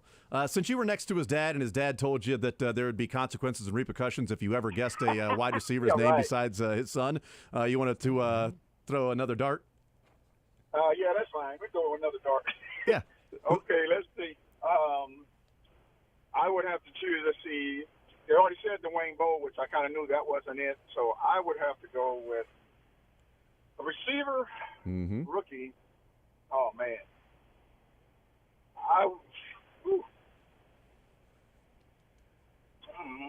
Throw a dart. Man, oh, man. Well, okay, let me just. You're into sports. Whoa, hey, Nothing wrong with a little. Dylan, what's the deal there, man? Hey. I don't know, man. I don't know. Thanks for taking my call, Hey, though, man. CJ, I appreciate it, man. And now I recollect that Sylvester Morris had 3 touchdowns in one game. And that was it. Completely forgot about that. Yep. All right, since we're done playing, the answer to that, 4 players tied with 6. Tyreek Hill. McCole Hardman had 6 his rookie year. Stephon Page and Fred Arbanis. And we got the Kareem Hunt one, right? Yep. All right. And then we got the... name 2 of the 4 players that Patrick Mahomes has passed. Is moving to. I'm going to save that one for. Save it. Pocket it. Pocket it. Not going to pocket it. Okay. Dan Marino, Peyton Manning, Russell Wilson, multi-touchdown passes in a player's first 7 years. Patrick Mahomes is number 1. We'll take a timeout. We'll come back. Wrap up the show next.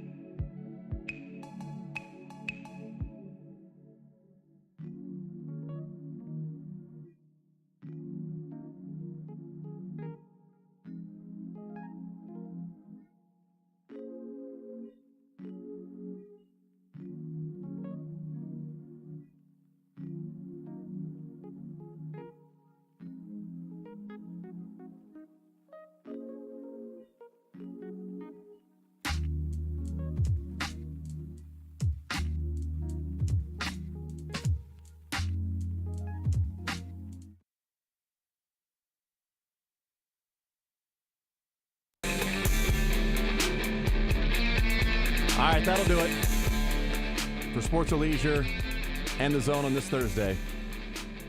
The program comes up next, and don't forget Todd Lebo will be, along with Dylan, will be out at Johnny's Tavern, Power and Light District today, 4 to 6, getting you registered to win tickets to the Bills game coming up this Sunday. And we, tomorrow, will be out at ADA, right across from Park Hill South, 635 and 9 Highway. And they have their open door 5 days only in the year. Today, tomorrow, Saturday, Monday, Tuesday, 10 a.m. to 7 p.m. Come out and hang out with us and get some phenomenal stuff.